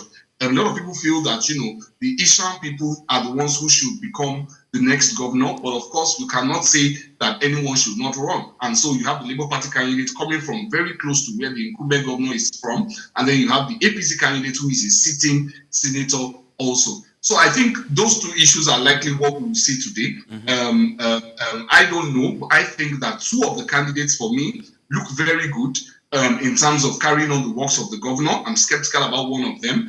But I think, at the end of the day, the voters will be most interested in seeing a governor who will come in and take off, from where Godwin Obaseki has built. Now, Edo State is, just someone who will ensure continuity and then ensure equity as regards the various ethnicities. Demola, so we don't run out of time, let me put in this question here, and I asked that previous question deliberately regarding what the people want. Now, regarding the run-up to the elections, it was a sparse situation when it comes to communication from the different parties. There were calls for debates, and some of them actually did not honor those calls. So it made you wonder exactly what it is that they know about the people who want to elect them into office. Are they actually listening to the people, and why did they shirk this opportunity to actually speak to the people of whom they want to vote them into power? So regarding this sparsity of information from the candidates and the people not really understanding or knowing what their manifesto contained, what's your take on this situation? I think there's a difference in perspective when it comes to elections in Nigeria. So some of us who are elite, quote unquote, we might expect things like debates. But the fact is, the person who is sitting in Aso Rock today did not participate in any debate in 2023. And so the average Nigerian politician is considering, is it not a waste of my time to engage in debates in Nigeria? And but the thing is, the absence of some of the candidates at debates does not mean that they have not been selling themselves at the grassroots to the people. So I think, we should not look at it from that perspective of, they have not done debates and how have they presented their manifesto. It does not mean that the people do not know what the various candidates stand for in their minds. It also brings me to back to the question of signing the peace accord. The fact is, and this was revealed by His Holiness Matthew Kuka, who is a member of the Peace Accord Committee. He said that the current occupants of Aso Rock, President Bola Ahmed Tinubu, did not sign the peace accord in 2023 also. So it then makes you wonder, what is the point of some of these things, politicians can emerge without participating in debates. Politicians can emerge without signing peace accords. So these things may appeal to our own sense of elite judgment, and say, oh, they didn't participate in debate. How well do people know their manifestos? But at the end of the day, I think what matters in Nigerian politics, or what is being shown to matter most in Nigerian politics, is simply how these people endear themselves at the grassroots, how they are able to capture or sell themselves to the grassroots, and not necessarily, whether they participate in debates or whether they sign the peace accord. Of course, for me as a person, it's not an ideal scenario. Okay, it's not an ideal scenario. I would want a scenario where everybody plays it the way it should be played. Come to the debate venue. Let us know who you are. Let the Nigerian populace see you more and more. But unfortunately for us, we live in a Nigeria where these things often do not matter in the long run. I mean, we've seen candidates who presented themselves beautifully in debates, presented their manifesto well, and everyone agreed these were good candidates. But at the end of the day, in the field, the person who did not attend the manifesto presentation program, the person who does not even have a manifesto, is the one who eventually wins. So I think, for other people, what really matters is being able to strike a balance between these things, selling yourself in a way that's acceptable politically, and then also being able to win on the field. I think both are important. Demola, humor me for a second, all right? Because when you gave your answer there, it made me think of the song Follow the Leader, which is a Caribbean song. Follow the leader, leader, leader. And so I want to ask you, with those strategies from the leaders or the individuals you pointed, and they all seem to have won, do you think that's a strategy that your candidate also took? Don't attend debates, you'll win. Oh, well, I don't think so, because I think, he's one of the best candidates that was in that race. And I think, by any standard, most people say that he's an accomplished person. So I don't think his was a matter of not being able to speak or being able to express himself. I think, he probably had concerns with what the debate was looking like. I'm not sure exactly about that. But I don't think, it's also a question of follow the leader. Because, again, we have to be able to up our game. Okay, I think future leaders, I think this generation of leaders must also continue to set the standard. Okay, what leaders say, especially on a national platform such as a debate, they are very important. It's a very important signal when it comes to national politics, because people may not even be aware of an election going on in Edo State today. But when you have a debate, News Central, every other TV station broadcast it, it sends a message within the polity that goes beyond Edo State itself. So I think, we should always reinforce the standard. But while we look at that standard, we should also remember the reality. And the reality is, might just be the follow the leader template that you have said, where if you don't attend debates, then you might as well. I didn't say it true. I just deduced it from your answer. I didn't say it true. But Demola, thank you. Demola. It's been very interesting speaking with you this morning regarding your thoughts on the current elections happening in Edo State, the gubernatorial elections. Thank you very much for joining us. Thank you guys for having me. Demola Olariwaju there, he's the PDP strategist and SA digital media strategy to His Excellency Atiku Abubakar during the last election cycle. We'll go on a short break. When we come back on the other side, there is more. Stay here. This is the live coverage of the Edo gubernatorial elections. Don't go anywhere. And we continue with our live coverage of the Edo State gubernatorial elections. As the political landscape continues to be charged and tensions are high, and the electorates, as the voters, are on the streets, coming out of their homes, ready to vote. We want to assess the multiple parties' concerns regarding the elections, and also to look at the last 8 years of Edo State, and also what to be expected come the elections, our concerns about the INEC, what the electorate is to expect, and so much more, as well as the parties and the concerns that the parties have raised all the way vying towards today, September 21st. And so to do that, we're being joined by a very distinguished guest. Our first guest joining us today is Nnamdi Irogbo. He is the convener of Indigenous People of Nigeria. He joins us live from Abuja, Nigeria. And also later on, we're going to be joined by Ibrahim Momo, who will also be joining us from Edo State. He's a voter, a resident of Edo State, and also a lecturer, an academician, what's the word? Academic. Yeah, you from got Edo it. State. Yeah, You you got get it. what I'm saying. You get it. But Nnamdi, thank you so much for joining us. We appreciate you for joining us this morning. Many thanks to you for taking out time this morning to be here. All throughout this and off-cycle elections, all eyes are on Edo State at the moment. One of the key states when it comes to the South-South regions. Let me start with your thoughts and your concerns just vying up and leading up to D-Day today, September 21st. Thank you very much for the opportunity. Once again, Edo is not just one of the South-South, one of the states in the South-South. It's actually the heartbeat of the nation. Today, Edo will be deciding where the nation will be going to, in the next electionary process that is ahead. I haven't seen that a government has been in place for 8 years. Edo people, all right, who in history has shown that they have the capacity to decide for themselves, where to go to, especially when it comes to choice of leadership. Because if not, in Nigeria, where else do you have a king so revered, as we have in Edo? So Edo is a special case, for us today. And the process that has, been seen all this period of the campaigns and all of that, we have seen how even though when it got so charged that people were predicting violence and all of that, we have seen that Edo people on this D-Day have shown that, okay, while we may have the right to express ourselves, because that's what democracy is about. You have a right to say what you want to say, what your vision is, and we have seen it, within these three candidates, that is the Labour Party guy, the APC guy, and the PDP guy. But you now look at what about those elements that allows a people continue to grow together. For instance, the issue of zoning.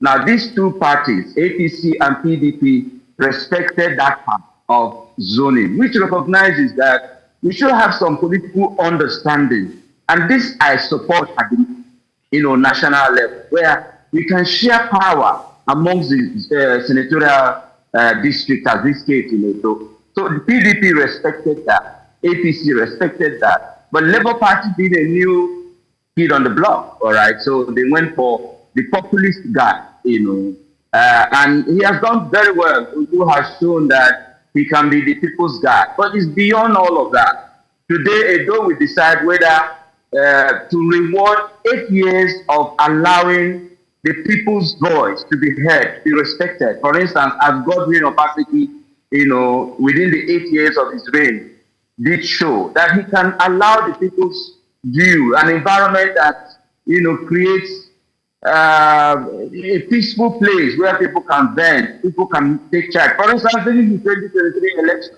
In fact, Edo is the capital of the obedient movement in Nigeria, as far as I am concerned, because even the governor came out to admit that people within his own household, that he had obedience, and he respected that, and so that's what democracy is about. Today, we want to say to Edo people, you are the heartbeat of our nation, and we want the people's view, the people to decide, who they want, to lead them as from today, as Godwin Obaseki winds down.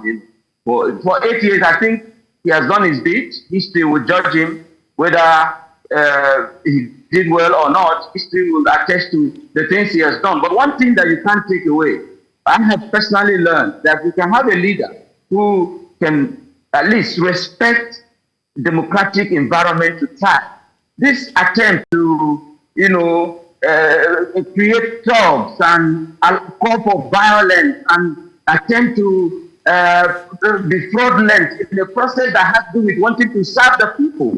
Let the people decide whether you can do this job by the programs that you have built out and the capacity that you have come to the table with.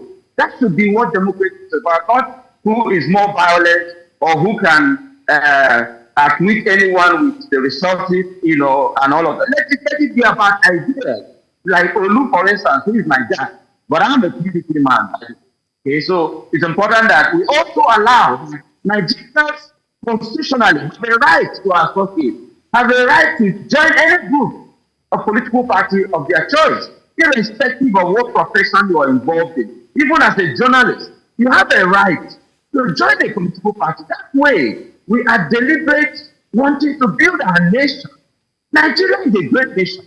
And today, like I will always say, on this show, Edo will show the Nigerian people that when it comes to civilization, Edo has been civilized even before the white man came into this environment that eventually became what we know today as Nigeria.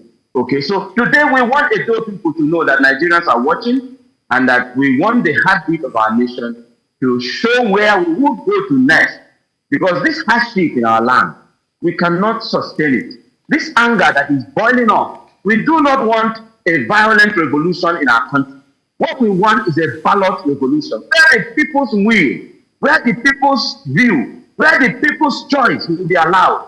All right? And I want to commend, I'm not a member of APC, I'm not a fan of the president. I want to comment so far what I have seen, even though the push of the military into the arena, for me, when the chief of defense staff went to Edo and all of that, it could be a show of force and to douse the tension, but I don't think Mr. Roywood, Mr. Yes, Roywood, now we're going to come to that security instance, but first of all, I wanted to say that I liked that entry there regarding the cultural nature of Edo being civilized even before the white man. You are correct there, and that's very interesting to impute here.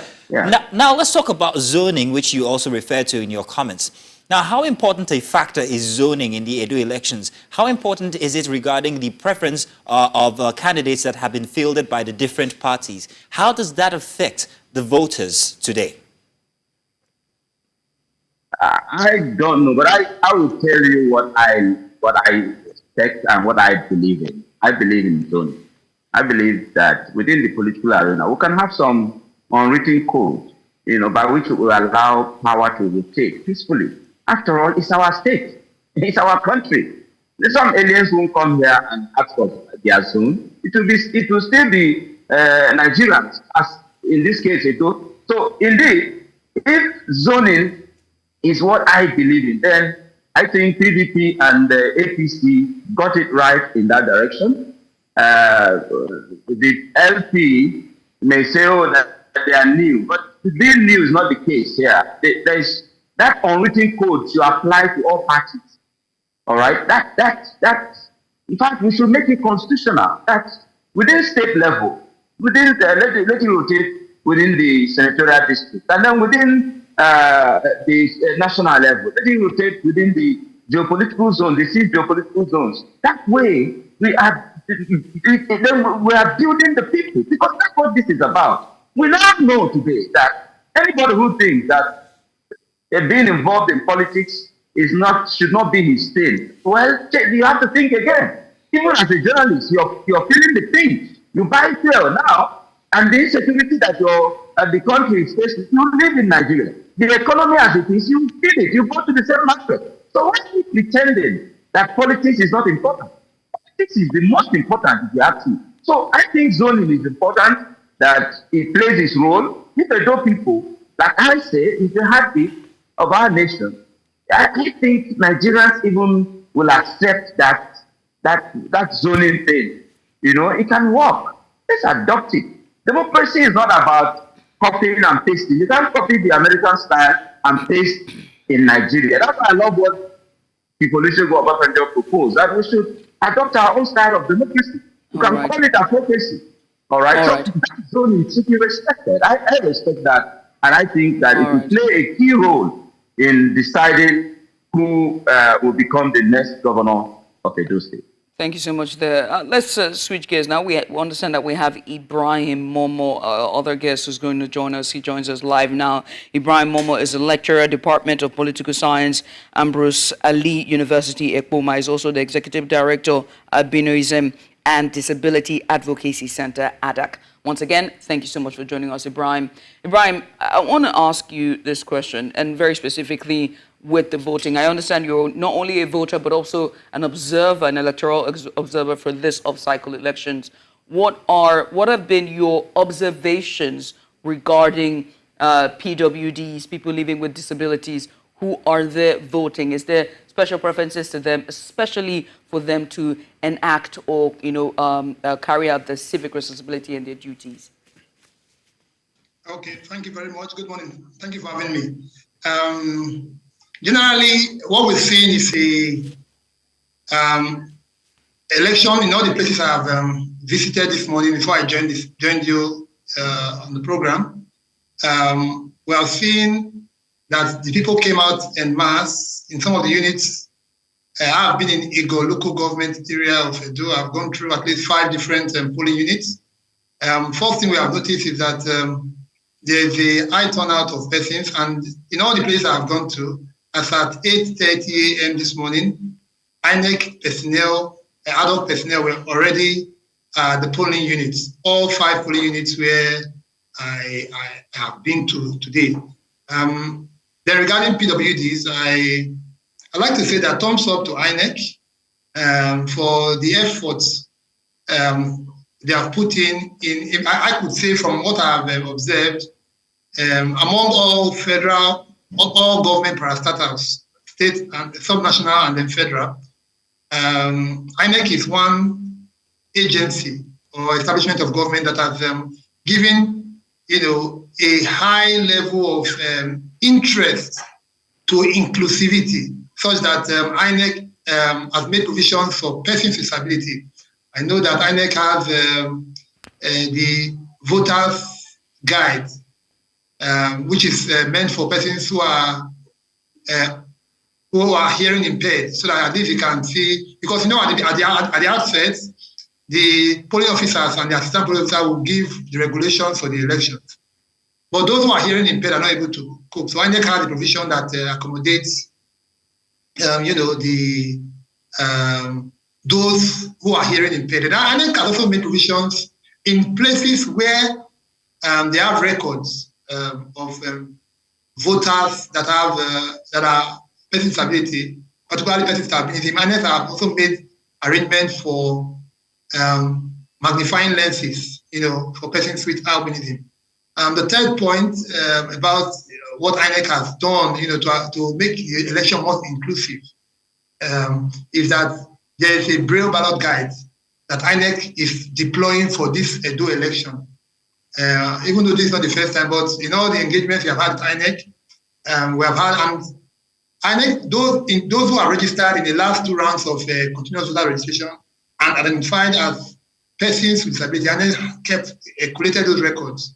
I personally, in the last training that we had, inquired for my polling units.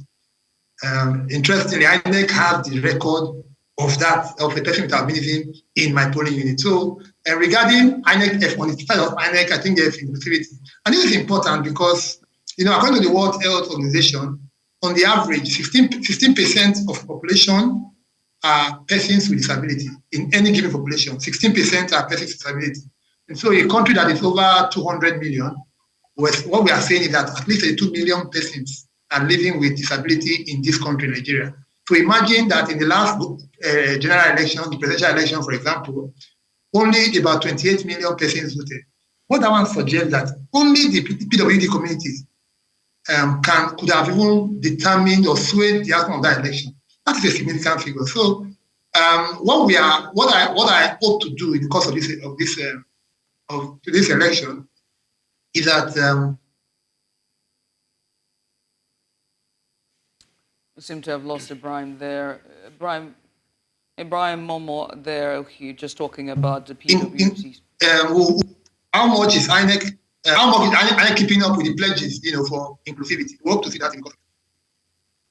All right. We lost you there for a second, Ibrahim, but very solid analysis there when it comes to the PWDs, and that's persons living with disabilities when it comes to elections. And I'm so glad you put it in stats there. I'm so glad you put the statistics there. 20 million people, and that means they can sway the elections, and so very much they are important. But speaking about the elections, and specifically when it comes to public confidence, the conversation has been ongoing with the electoral process, but also the trust deficit that goes with it. So far, so good. When we spoke to our reporters last time, the deployment of the materials was still being delayed. Voters were already polling and coming out to their polling units, but there wasn't any materials there, and some POs had not even arrived at the polling unit.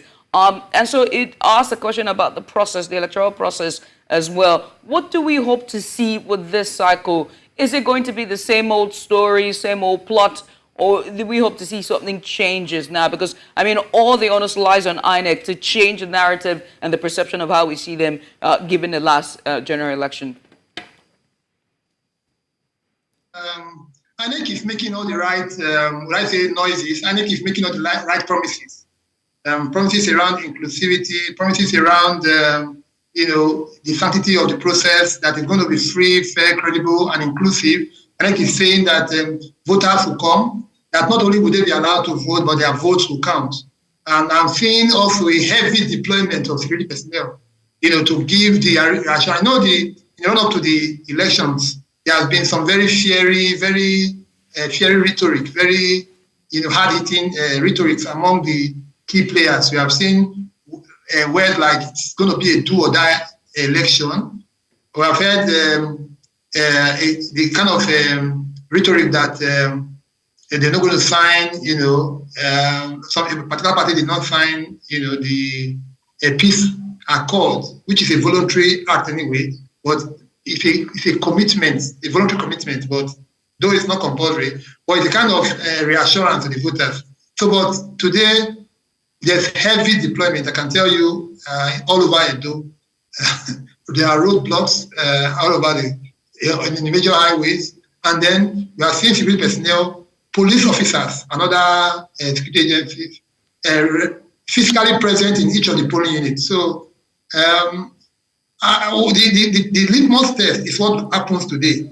But from early indications, from their promises and in what we are seeing up until this moment, there's need for us to have some modicum of confidence that indeed, perhaps, there will be a free and fair process. All right, now I'm going to come back to Mr. Kanu, if you're with us. Mr. Namdi, rather, sorry about that, my apologies. Now, Mr. Namdi, would you tell us...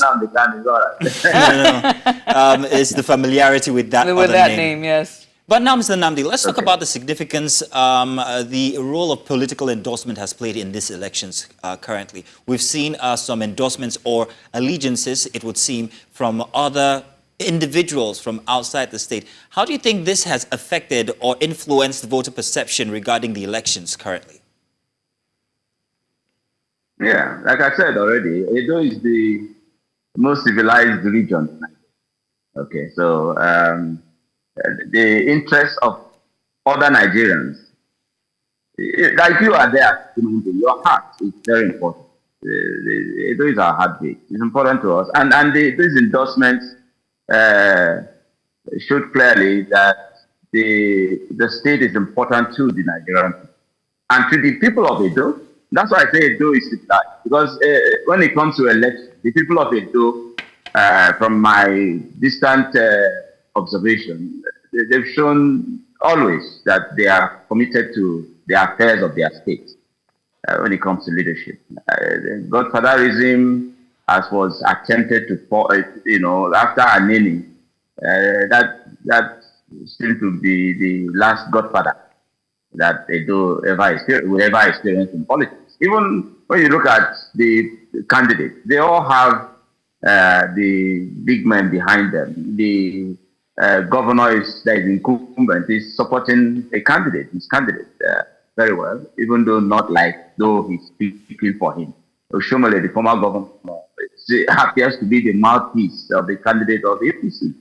Olu, of course, relying on the influence of the obedient movement led by Peter Obi and all of that. So it's an important election. And I think INEC has a duty here to possibly redeem its already battered image. Because the last election, the 2022 election, INEC's image is presently in disarray. So they have a chance here to ensure that this time around, at least Edo can be a better reference. Specifically, what are your thoughts? Specifically, what are your thoughts on the recent, I don't want to use the word allegation, but the recent suggestion that the relationship between the Edo Rec and the Minister of the Federal Capital Territory might sway voters' decisions? What do you think about that? The Minister of Federal Capital Territory, thank God I'm speaking from the Federal Capital Territory. He's not from Edo, the last time I checked. Yeah, the concern of, he's related to someone who is also up there. Well, we all have our relations in government, even though we may not be in the same political party. But I think the rep can stand for himself. I think that if he is a cousin to the FCT minister, as we know, then the stubborn nature of, in quotes, permit me to use that, of the FCT minister can also apply in the person of the Edo rep, who can be pushed to do this, and he said, no, let the right thing be done. Let him speak for himself. He's a man. And I've listened to him a bit. He seemed to want to have his own name also etched somewhere in the annals of our history. He has a chance to prove those who may be having any doubts about his interest, you know. He has a chance to prove them wrong. That's why I said, INEC here owes itself a duty to redeem its image.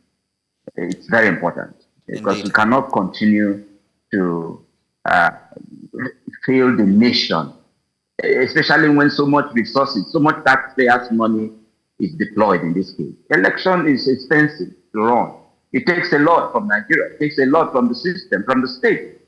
So we must start treating it with that required diligence and commitment, seriousness, but not this Tibozobo approach, that is the killing and the violence. No, we don't need violence. Let people vent, let people share ideas, but let the people eventually, let the ballots count.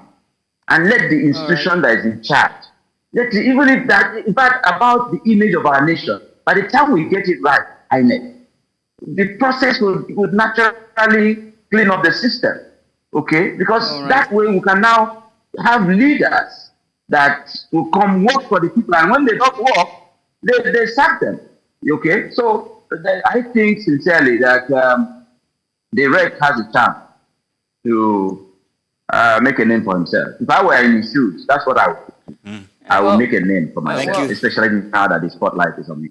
We wait to see what happens at the end of today. But gentlemen, I want to say a very big thank you to you, especially to you as well, Ibrahim, who I understand has other duties today, as you are an election observer yourself. So we won't hold you up for too much. We have to let you go to continue with your other duties. But thank you so much for giving us very much insight when it comes to the persons living with disability. They are important, and they also have to take center stage when it comes to conversations like this. And also to yourself as well, Mazi Nnamdi Irogbo. We want to say thank you for joining us this morning. Once again, many thanks. Ibrahim Momo there, he's a lecturer of political science at Ambrose Ali University, and also joining us was also Mazi Nnamdi Irogbo, who is the convener of the indigenous Nigerian people. And now we move on to our correspondents spread across Edo State. Austin Azu is joining us now from Edo State. He's going to be giving us on-the-spot assessment and also details about how it's going on at his locale there. Austin, thank you for joining us again. Please do give us a sense of what's happening currently. Good morning, Zino. First and foremost, we are still at the RAC Center here at Ubiaja, the headquarters of East and Southeast local government area of Edo State. But however, behind me and beside me, you can see some other... Austin, are you still with us? Austin, are you still with us? We seem to have lost you. Before. So beside me, you can see some other, the security personnel. Okay, fine. Okay, you can see the security personnel trying to, enter their various vehicles to their various wards and to their various polling units. And at this end, you can see some of the INEC ad hoc staff still, trying to load in their materials so that they can proceed to their various wards and to their various polling units. And if you check the time now, is above the starting point. Is 9:33 here at Esan. So it means obviously they ought to have gone out from this RAC center. They ought to have been at their polling units. But it's very interesting to note that they have been on this for a very long time, waiting for things to be sorted out. Earlier on, we spoke to some of them, which they told us that they need a lot of manpower for them to go to their various polling units, and things needed to be sorted out. I believed and I hope that those things has been sorted out for them to move to their various polling units and to their various wards to commence the election proper. Austin, I'm wondering if there is a sense of urgency that accompanies this delay that is being experienced. Austin, I hope you heard me. I just asked if there is a sense of urgency that's accompanying this delay that they're experiencing in Esan. Are the officials working hard to see that they can catch up with time? Yes, most of the officials on ground here refused to speak to us, and when we met them to give us an update, what happened, they declined comment. But from what we can gather, seems like they were unable to settle some of those earlier agreements reached by, especially to the PO who expressed himself earlier on, that they needed more manpower for them to move to their various units and to their various wards. So it's very interesting that when other local governments have started, so they are still yet to move out. You can see this vehicle is trying to make its way out of this place and is going to one of the wards, and hopefully that they will get there on time. But our worry remains that those who might be going to the riverine area, so they might have a lack of a very long distance to go, and not only that, they might delay the process. So we don't expect nothing short of the fact that late arrival of materials might be mind the process of the election here in Esan Southeast local government area of Edo State. Austin, one more question from me. I'm wondering... Are you trying to get him by those bosses?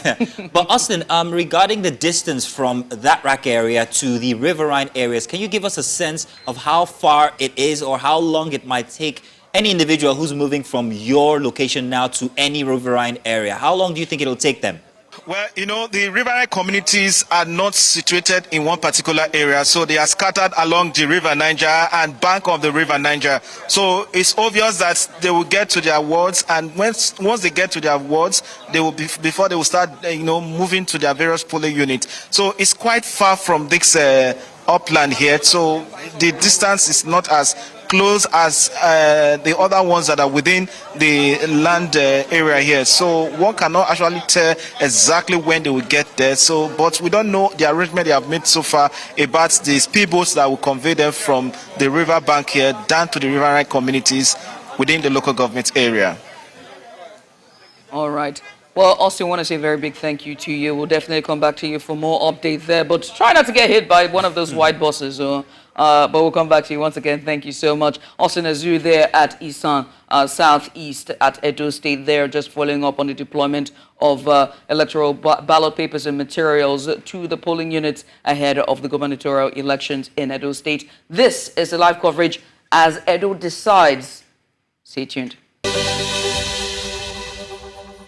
If you see me laughing and smiling the way I do, you need to understand that the show had continued before we came back on air. But you're welcome back, to our live coverage of the 2024 gubernatorial election in Edo State. Now today, as citizens of the state head to the polls to make their voices heard, it's essential to understand the issues that matter most to them. Now, this election is not just about choosing a governor. It's about addressing the concerns that resonate deeply with the people of Edo State. So from economic concerns to education, healthcare, and security, these are the issues that have resonated with most indigents in Edo State. So as we continue our coverage, we'll be hearing from voters and also from some indigents their perspectives on the key factors guiding their participation in today's elections, or at least why they are so well anticipating the outcome, even here from Lagos. So let's hear directly from some of those people who are here in Lagos, but indigents of Edo State. Yes, indeed. We're now joined by two Edo indigents to share their views on the matter that is on top of their minds, as voters make their choice today. The very first guest I'm going to introduce to you is Dr. Owen Omojo. She is an Edo indigent and she's also a friend of the house. At this point, she's the third host of the show. And also joining us is Abumera Osara. He's also an Edo indigent as well, and he joins us in the studio. Good morning, gentlemen, and good morning, lady. Good Morning. Good morning, viewers. You were twinning. So the color is, Interesting. yeah, it's good. You didn't know the Edo, matter. Edo is red, red. you know, she's Red. in the spirit. Just unfortunately, you're from Obudu. Sir, let's talk about the elections and what you've seen so far running up to the elections, everything, the atmosphere in Edo State, and how you've been following it. What's your thought on everything so far? Well, so far, so good. The D-Day is here, 21st September 2024. Now, leading up to today, there's been a lot of issues, particularly centering on question of security, fear of violence, fear of voter intimidation. In fact, the situation got so bad last week, leading up to the period of signing of the peace accord, where there were allegations from all sides. You see some of the parties accusing one of the parties of threatening to use federal might to secure a win at all costs. And you see one of the other party accusing the other of trying to use some vigilante attached to the government of swinging votes to their favor. I hate to cut you short, but we understand that we have, we're crossing over to one of our correspondents who is live now. As you can see, one of the candidates, we do not know whose candidate is that. All right, that's Mr. Monday Okwebolo. He is a candidate of the APC. He just casted his vote, as you can see there. That is Monday Okwebolo, the governorship candidate for the All Progressives Congress, APC, has just casted a vote. He's about to address the pressmen and women there. We're going to take a pause to hear what he has to say. Jessica, which is your excellency.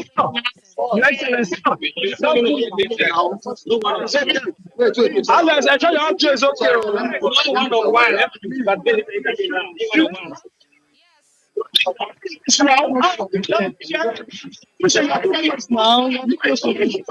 I can find my team from behind.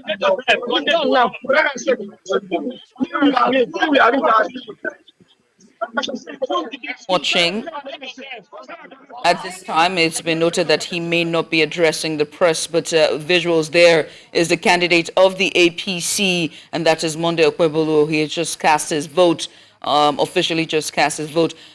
We will try to get more info when he's ready to address the press. We might just have to cut back to him when he's ready, or is that now? Not very sure, but let's just wait and see. Let's hope that this is it.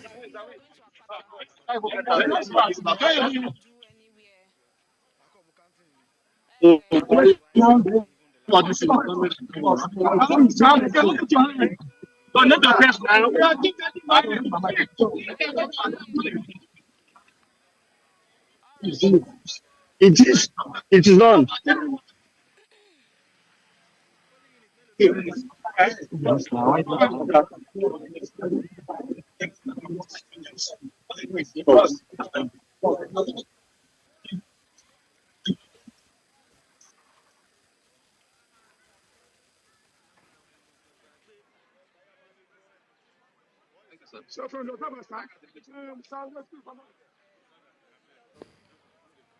The visuals you're seeing there is pressmen trying to get a statement out of the APC's candidate for the Edo Gubernatorial elections, and that's Monday Okwebolo, as he's just cast his vote in the ongoing governorship election, the off-cycle elections. Today, you see him making his way out of the polling unit after he just finished casting his vote. We'll try to patch with our correspondent Bettina Unweli, who is at that center there now to give us more information. Bettina, if you can hear me, what's the latest with you? We just saw the visuals of Monday there casting his, Mr. Okwebolo casting his vote. Senator Okwebolo, I beg your pardon, casting his vote. Bettina, please tell us more. All right, we're still here waiting waiting for Governor Godwin Obaseki to come and cast his vote, as this is the polling unit where he will be voting. But if you can see behind me, the INEC officials have finally arrived and voting has started taking place. We have about 5 polling units here, if I'm not mistaken. So for this Ward 4, there are multiple polling units. But I have an indigent here to speak on what is also happening here in Benin City, Oredo local government area. Good morning, ma. Please tell us your name and what you do for a living. I'm Cynthia Benijesu. All right. So I'm a businesswoman. This polling unit, as you can see here, the whole place is filled up. There's no violence. I've already voted my own. I've voted the unit 19. So the whole polling unit, they are all filled up. No violence, no votes, no fight. So everything is working well, perfectly. How easy was the voting process for you? How easy it be for you? It stressed you at all? It didn't even stress me at all. It didn't stress. There's no problem. It didn't stress at all. Even people are still coming, we are still expecting more. They came here early. All right. So it's in terms of security, what if we talk about the security of the state this elections? The security is very fine. It's very good, tight. No violence, not over. They are all workers. The agents, the Kavasa, the agent, the security, the police, and all. They did a perfect job. So no arguments. Right. They are working very fine. It's fine. All right. Thank you very much, ma'am. Okay. So you've heard it from an indigent herself, Judith. Everything is calm and going fine here, but we will keep updating you as it unfolds to see if there is any update or any breaking news that you need to be aware of. Thanks, Bettina Willie. Bettina is live at Oredo, Edo State, which I understand that is Mr. the Governor Obaseki's polling unit. Also, earlier on, that polling unit that you saw, the APC candidate, that is Senator Monde Okwebolo, that was where our chief of the Abuja Bureau was at, Amadin Uyi. I just had my wires crossed there, so I need to clarify that. We got to fact check, always. Okay. So let's come back to the conversation we were having from earlier, sir. You noted security as one of the biggest concerns of voters. In fact, all of Nigeria, we had to deploy thousands of security forces to Edo State just for one day of election. Mm-hmm. Not just the police officers, but also the army. It makes you wonder exactly why Edo State is such a hotly contested state for the governorship elections. What exactly is the reason? Do you think, your opinion? I don't think in my opinion, it's not peculiar to Edo State. I think that has become part of our electoral process. That on the day of a gubernatorial election, practically in all the states in Nigeria, you see security forces being deployed in their thousands in all the states. We just had elections in 3 states some months ago, in Imo, Kogi, and Bayelsa. It was the same thing. Government had to deploy thousands of security personnel, the police, the civil defense, the army, road safety, and the DSS, and all whatnot. Perhaps I think that is due to the premium setting Nigeria place on process of attaining power. Because in Nigeria, unfortunately, quite unfortunately, we don't see access to power as an avenue to render service to the society. They see it as a means for personal aggrandizement and self-enrichment.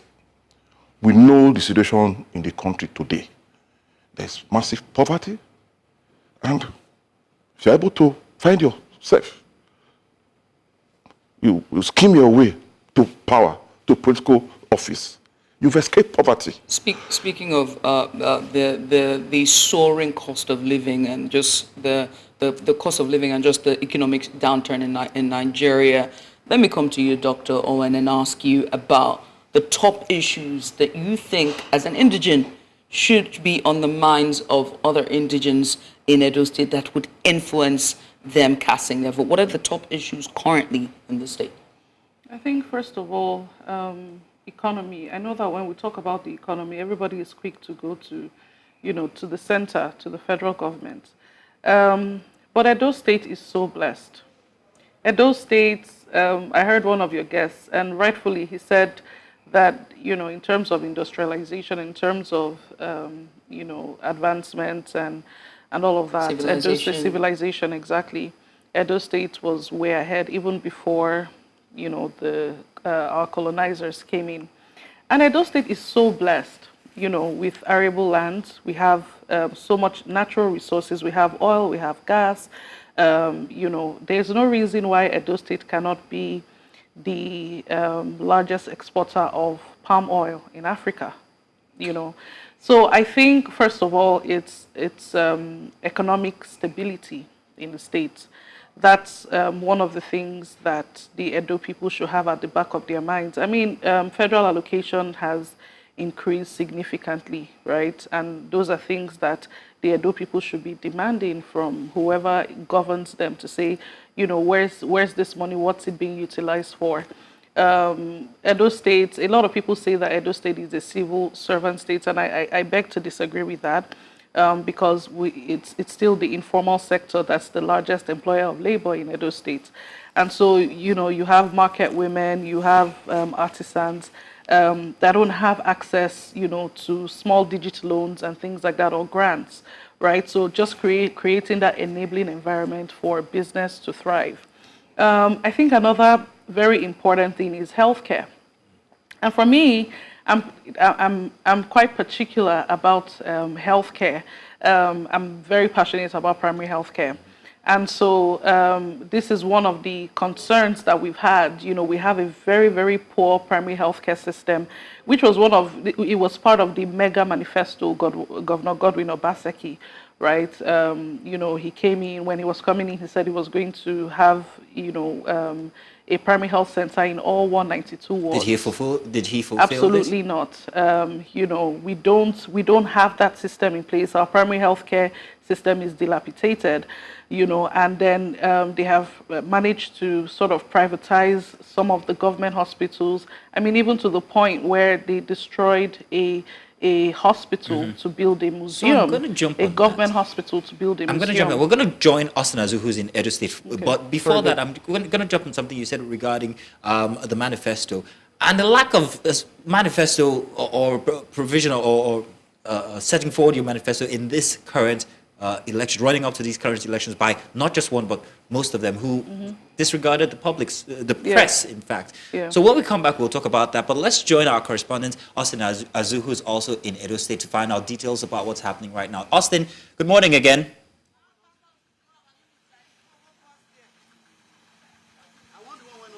Yeah, good morning, Zeno. Yes, we are still at the RAC Center. But of course, you know that when you have large numbers of persons who are on the ground, for them to move their materials from the RAC Center to their various wards and polling units, don't forget that man needs food, popularly known as man must work. So behind me, you can see the takeaway, popularly called takeaway, that they have used already for their meal this morning. But what's surprising for us to note is that we have one advanced man here who is going to tell us if he's going to the poll to go and vote or not. Okay, sir, step down a little, just step down a little. All right, sir. Okay, watch the camera, sir. Look at the camera. Sir, tell us your name and what are you doing today? Today is election day. Yes, today is election day. My name is Joseph Edeawe. I'm security of the school. Yes. Are you not going to vote today? Later I will go and vote. But it seems that you are here since morning. You are supposed to be at your polling units now. What are you doing here? Why are you not going to the polling units to go and vote? I'm here to checking what is going on here now. Okay, but you told me earlier on that you will not go to the polling units to go and vote because you are anxious to be here today. I said I will security in this school. But later, when they go vote for come out here now, I will use here to go and vote before I come back again. All right, thank you. We have the food vendor who will tell us more about what she is doing. Okay, please tell us your name and what you are doing here. Is this your first time of coming to sell food here? Good morning. My name is Rose, and yes, this is my first time of coming to sell food here. So we are here because of the election. We believe that those that came to vote, on the process of voting, they might be hungry. That's why we decide to move our business in this environment for today. Okay, how much have you made so far? How much do you intend to make for today? We are just coming, although it depends. You understand? We noticed that we didn't come on time because of the rain, and some people have already bought food elsewhere. So it's by God's grace we're going to sell food finished today. Okay. Thank you very much. Zeno, you agree with me that, of course, a situation like this, Nigerians will surely make good ends out of it. And you can hear from the food vendor who just said that she knew quite well that election will be holding in this place today. And she has made some good cash this morning. So this is the update we have for you. All right. Thank you very much, Austin Azu. Thank you indeed. I'm going to come back into the studio here. And Dr. Owen, we were talking from earlier, and I was talking about the lack of interaction with the press, interaction with the people, because that's what it becomes when you don't interact with the press. Many of the voters might not have had the opportunity to exactly understand what the candidates that are being put forward have for the people. How does this influence their voting today? And why exactly was there a lack of concern for what the people want to know or need to know about these candidates? Your thoughts real quick before I move on to... So for me, I feel like the only deterrent to bad behavior is when there are consequences, right? If I say consequences, you know, when there are consequences for bad behavior, then you tend to deter bad behavior. I think it's an affront, on the people of Edo State for candidates who are vying for the highest office of the land not to present themselves and present their case. I mean, you're literally you're applying for a job. So you need to present yourself to be interviewed. The arguments they make every single time is stakeholder as far as elections are concerned, as far as democracy is concerned. And they're able to cascade the message down to the grassroots.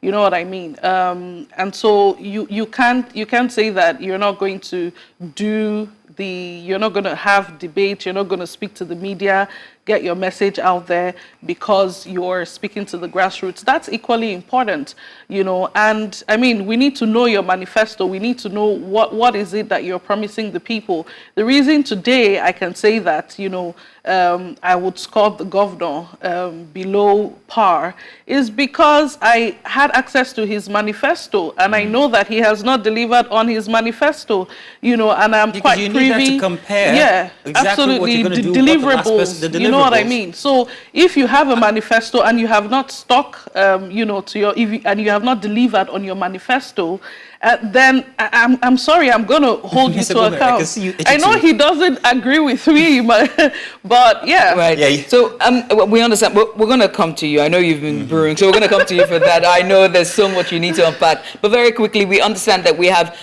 guests from Africa Check. Now, this is an election, okay? And with elections comes false news, fake news, misinformation, disinformation. And so it's important that we always check at every single time so that we can pass the right information to our viewers at home and also voters who are on ground there. And joining us is one of the reps from Africa Check. His name is Orwell Okwi. Orwell, many thanks for joining us. We appreciate you for doing this with us this morning. We understand that you are currently in the Situation Room, and we've seen quite a number of information that's now been shared with us. I'm trying to pull that up, but very quickly, some of them that has been shared are claims of from different fake. Okay, this down on our page there, as you can see there on the screen there, different tweets that are false and claims, different tweets that are false claim suggesting information that is this is clearly a disinformation and not true. But Orwell, you have the ground, please. Go ahead. All right, good morning. And so we are right here at this room of the Nigerian Factors Coalition, and just like we did in 2023 general elections, of this Situation Room to essentially monitor what is going on in the information space around the election, and to pick out, to help the electorate essentially sort out what is fact, what is fiction, and to help them to make better decisions.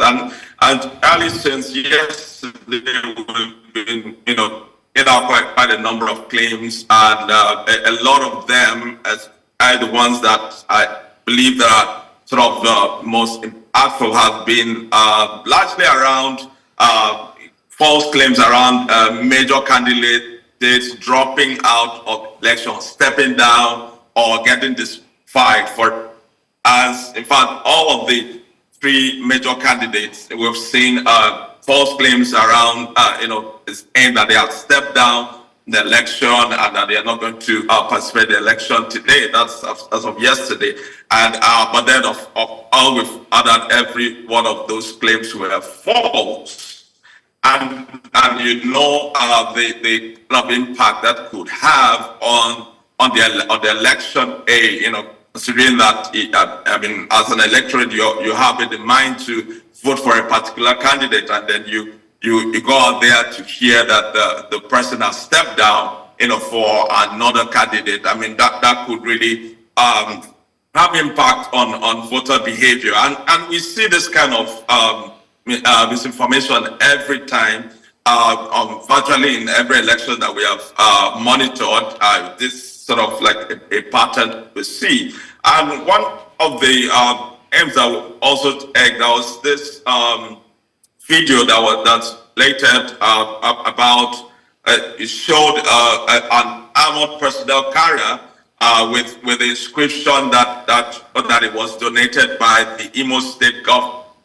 And so, the narrator essentially was saying that, they have come from Imo State to rig the election in Edo. But then we were able to, using what the landmark we saw in the video and the street view on Google Map, we were able to establish, first of all, that was our major expressway in Benin City. But then we also able to establish also that those kind of armored personnel carriers and other vehicles have been donated to the Nigerian police force by the Imo State government.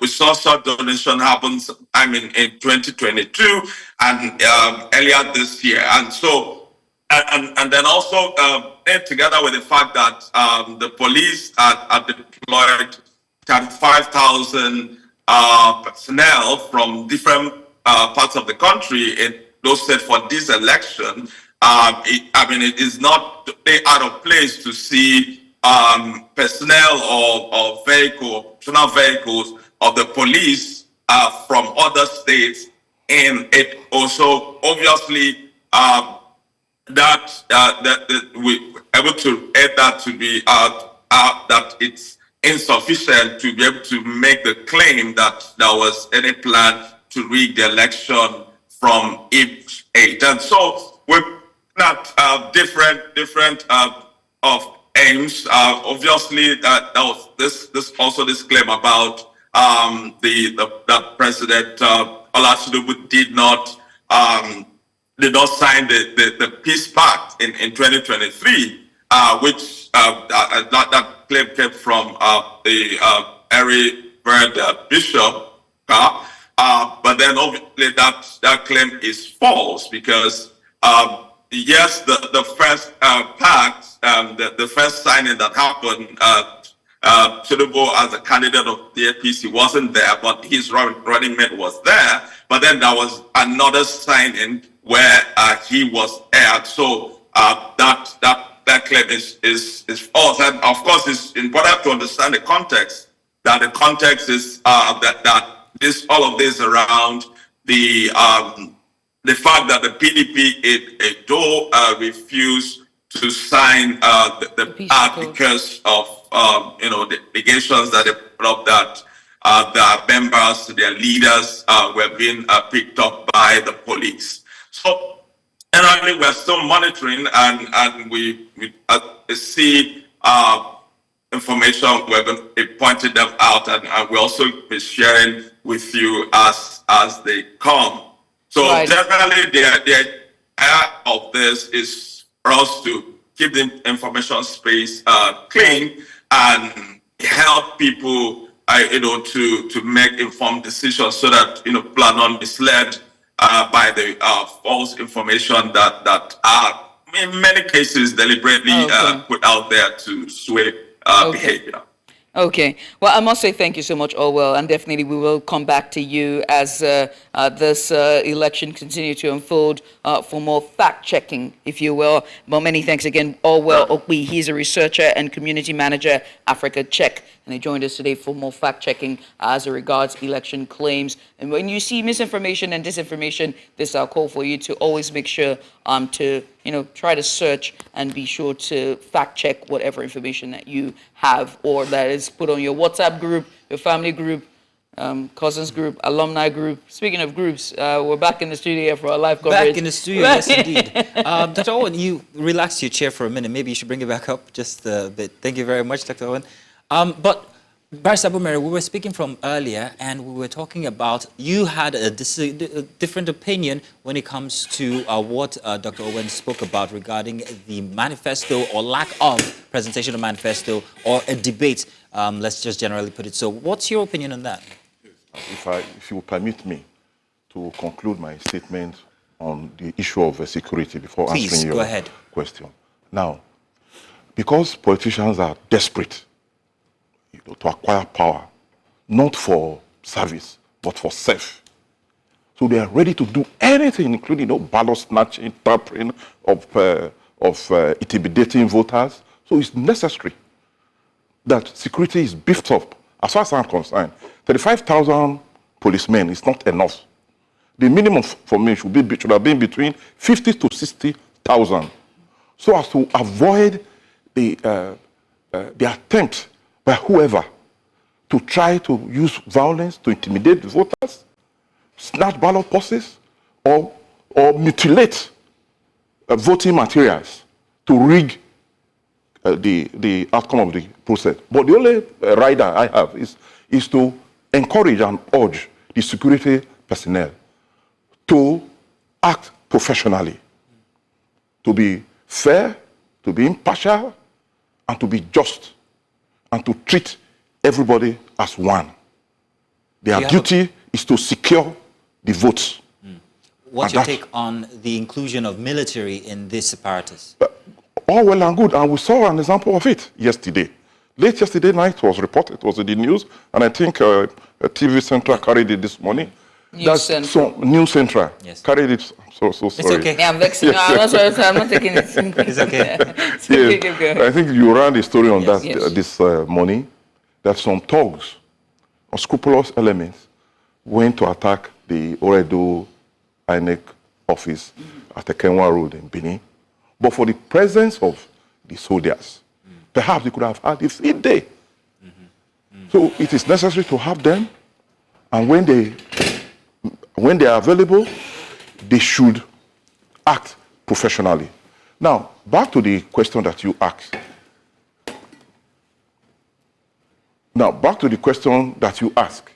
Regarding the views of my co-panelist. Now we're listening.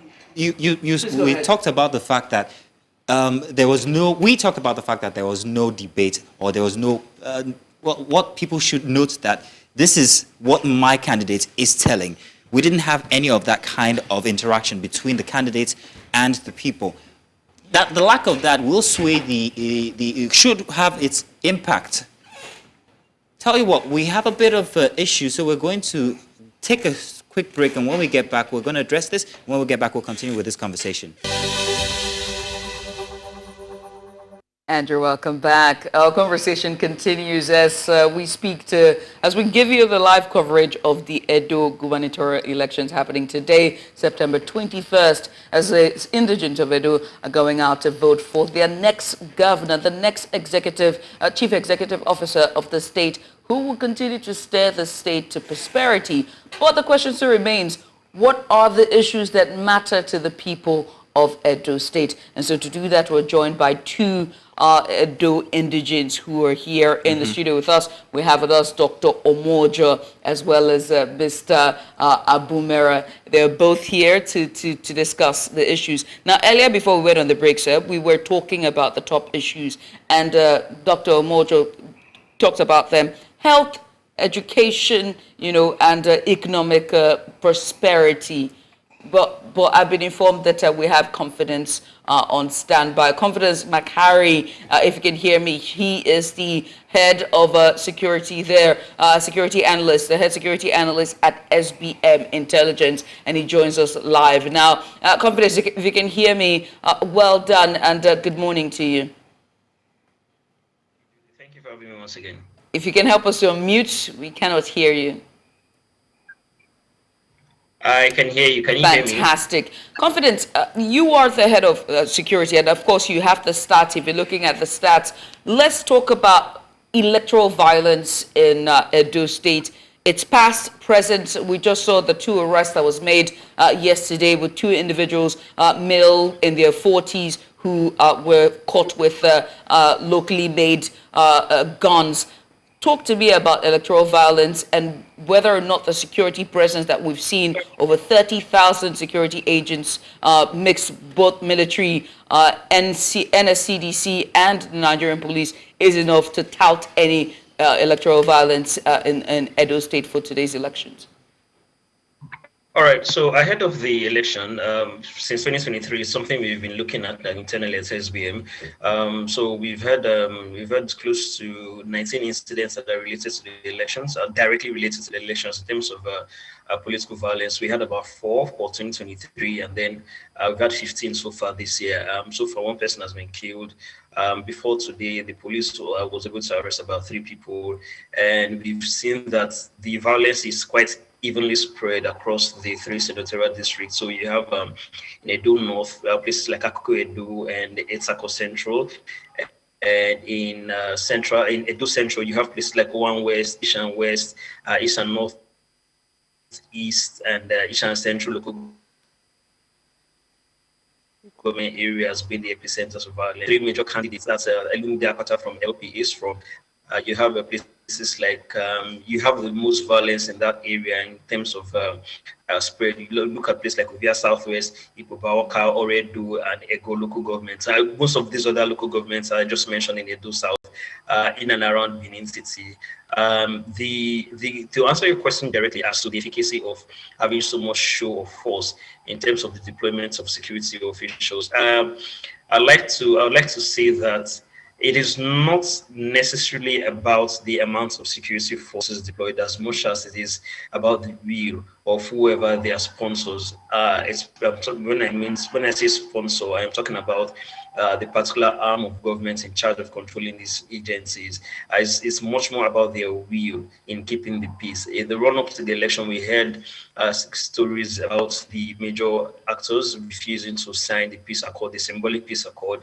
And as much verified as the symbolic peace accord might have been in Nigeria's political history, at the very least, what it represents is that there is an acknowledgement from parties to a political outcome that at the very least, they need to maintain peace. Even if when they leave that particular venue, they're going to do whatever is on their minds.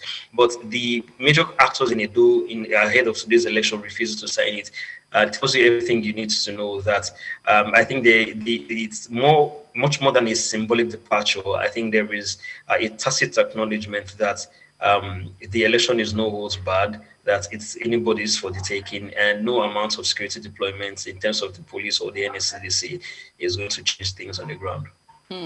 Now, this is an unprecedented, or rather, we've never seen this case before in the history of elections, democratic elections in Edo State, which is now, what used to be a 2-man race is now a 3-horse race with the Labour Party, PDP, and the APC. And one thing is certain, the PDP has been the leadership and, of course, would want to maintain leadership. But I saw there with your stat, which is the infographic that we put up earlier, we've seen the amount of violence, and what points there is that most of the perpetrators of that election violence is the ruling party there, which is the PDP.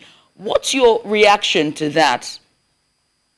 Yeah, it will be given that the federal government is at the center, controls the security forces. I think it's quite the given how charged the environment is, given that the security forces are centralized at the hands of the federal government, which at the state level in Edo, it is an opposition party. I do think that to dislodge an incumbent, much of what will be deployed would have to be a level of state-sanctioned force, even not necessarily being acknowledged at the very top, but at least at the very bottom, through proxy means. And I don't think that with the kind of knowledge that the Edo State government knows or government has in terms of whatever it has as information, is going to let its hands be tied or lay low or something. So much of what we are seeing is, I do think from the base level, is that the PDP, especially at the state level, is going on the offensive.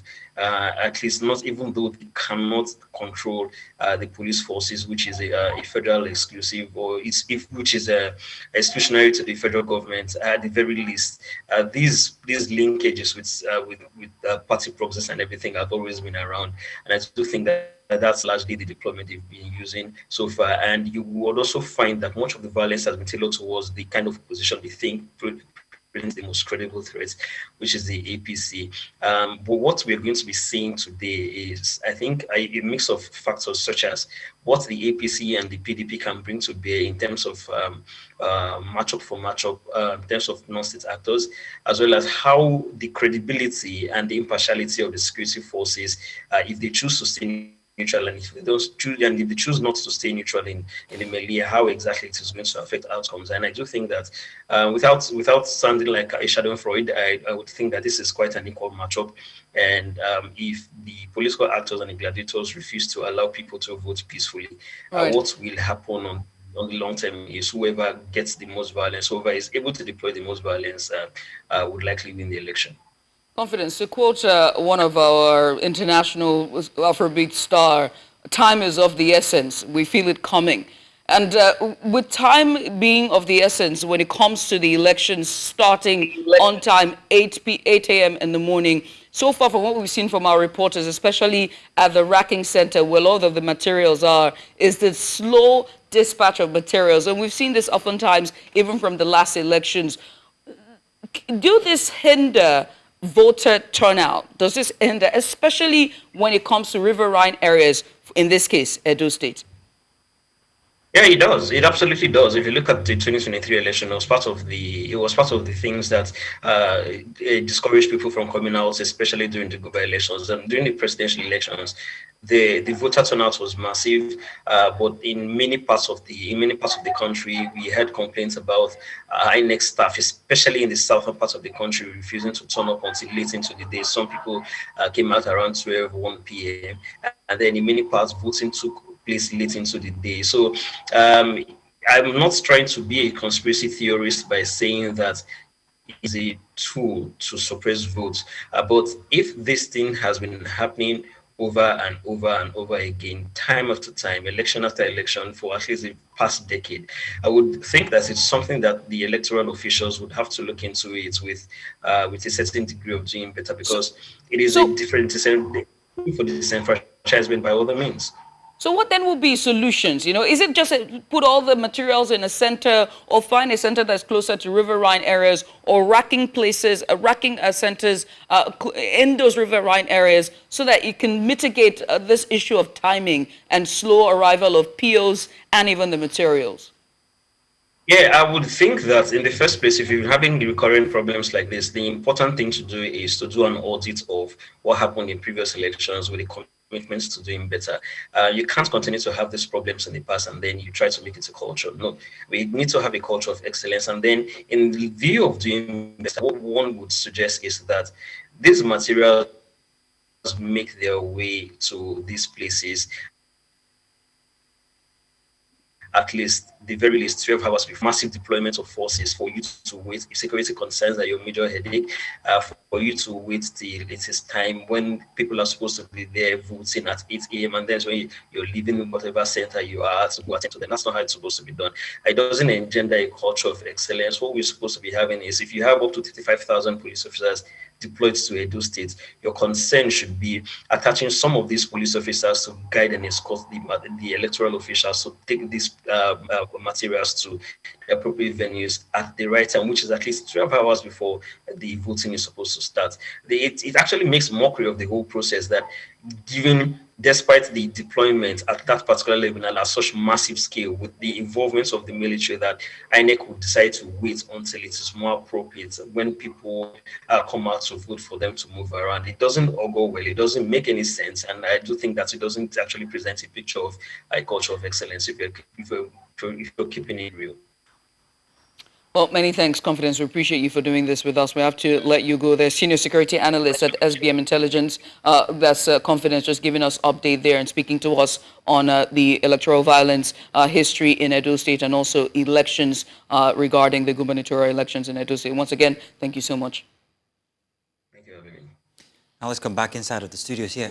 Barrister, I'm going to let you finish your question regarding the debate or lack of it in Edo State and these elections. Please go ahead. Yes, it's depressing that some of the candidates refuse to make themselves available for scrutiny. They refuse to present themselves before the journalists. They refuse to take part in debates. They refuse to take part in anything that would require question and answers. And it makes one to become very wary about the actual capacity of those type of candidates. Flowing from our recent history and experience in the period leading up to the 2015 election, when the former president, General Buhari, refused to make himself available. And then his supporters came up with an outlandish manifesto covering over 50 programs, only for him, on assumption of office, to tell us that he was only interested, his campaign promises were centered on only 3 issues, because he didn't make himself available for proper interrogation. So that in itself seemed like as if it was deceptive, exactly. And there is it's a pity that my brother behaved the same way. Who's your brother? My brother, Okpebolo. And he refused to make himself available. So we don't know what he intends to do. Now he's in the Senate. I'm not aware that he has even been able to move a motion. We don't know of his programs. We have seen the other candidates, Olu Akpata. We have seen Aswen Igodalo. They've subjected themselves to media interviews all over. You know, they'll be thoroughly interrogated on their promises and programs, but we haven't seen Okpebolo. And the only interview we saw was his appearance on BBC Pidgin, which at the end of the day, from the snippets that came out, were more or less like an embarrassment, where he was insinuating taking part in some corrupt moves. You do a project for 10 million and you claim 20 million. So how do you think this might affect the voters' turnout, voters' perception of the individual candidates? Well, now we have different categories of voters. Yeah. Now, to an average intelligent voter, which I believe Edo State is falls within that category, it makes them begin to doubt the capacity, competence, and capability of that candidate. Now, the chairman of APC was on the news media where he, I'm sorry to use the word, where he told untruth to the world that Edo State citizens are so poor, they cannot afford DSTV, and that there was no need for their candidate to appear. And unless I forget, that same candidate, I can't remember him speaking for himself. Because it was as if we could not distinguish between who was the candidate And who was, because all along, person we saw was Oshomole. Oshomole practically took over everything. And then the second person was Belebe, Zeyamu.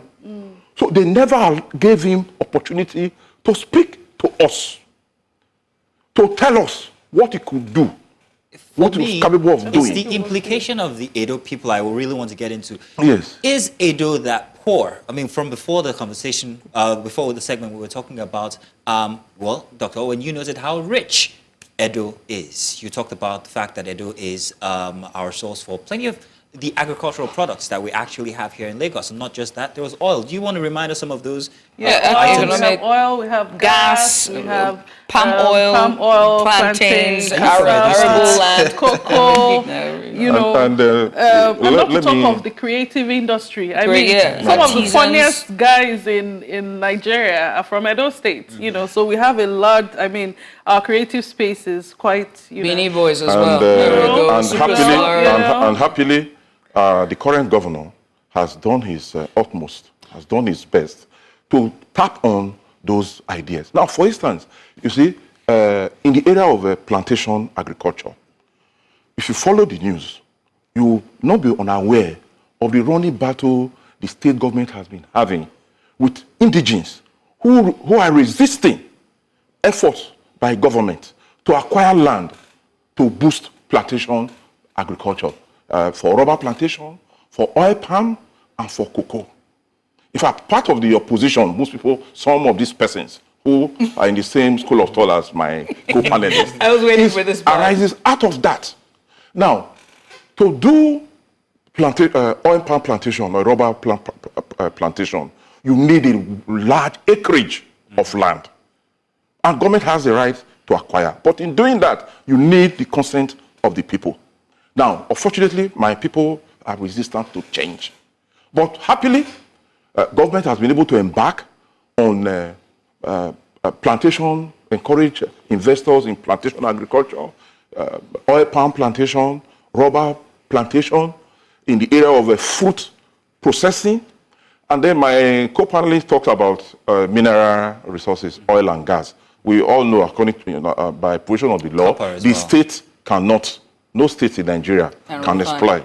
Mm-hmm. So what Edo State gets is derivation, which is minimal, to say the least. And luckily, I'm so happy that if you look at the IGR of Edo State in the past 3 years, it has been on the increase. Right. From in 2022, if I may say, the IGR was about over 45 billion naira. 2023, it rose to 67 billion naira, which is a record in the history of Edo State. Now, the figures for 2024 has not come in yet. Now, people talk about, oh, federal allocation, what does the state do with federal allocation? They forget that certain policies of the federal government has drastically reduced the value of the naira. So 100 naira of last year is almost like 5 naira today. And then most of the issues that we heap on states are not as a result of lack of performance of the states. Okay. They are a direct consequence of the monetary and fiscal policies of the federal government. I hate to cut you, but I do have to because we're pressed for time. Yeah. But this is just 1 year of this administration where we've seen this economic downturn, where 100 naira, like you just cited, is now different. There's a difference in value, monetary value, as of this year. So 1 year out of 8 years that we had Governor Godwin Obaseki in administration, and you are of the opinion that he's done fairly well. Yes or no? The reason why I want to move this question to her. Yes or no? You're fairly well. You mean Obaseki? Yes, Governor Obaseki. Of course, he's a good manager of resources. Okay. We've never had it so good. Okay. And that's why I want to. Ordinarily, I would expect that Edo indigenes will look towards in terms of somebody with capacity to understand those things that he has put in place. And they are candidates, at least there are 2 of them. Senator, sorry. And then the other candidate is almost like a semi-illiterate. Let's give the floor to... Who, as far as we are concerned, from the question we get, is that he may not have the capacity to understand complex issues about governance. All right. So, and I can give you two examples. If you allow me. Let's hear from Dr. He's my brother. He's from my place. You have to. And I want to tell you some of the things he has I'm going to let you finish, but can you just hold it? Yes. Just give a second. Yes. Doctor, go ahead. You are not. You don't. You give a diverse opinion when it comes to his 8th year in office. What's your opinion? I think, I've said the barrister is the ops, as far as I'm concerned.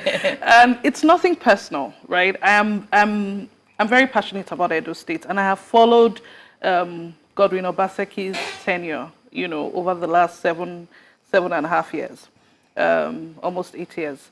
And, when you talk about the people being averse to allowing the government to farm, I don't necessarily think that the government has business farming. I think what the government should have done is create an enabling environment for farmers to go to their farms. So we have an issue of insecurity, and yes, you can say, oh, it's from the federal government level, but yes, we have the Edo State, vigilante security network, perfectly well. Right? Actually, with the Edo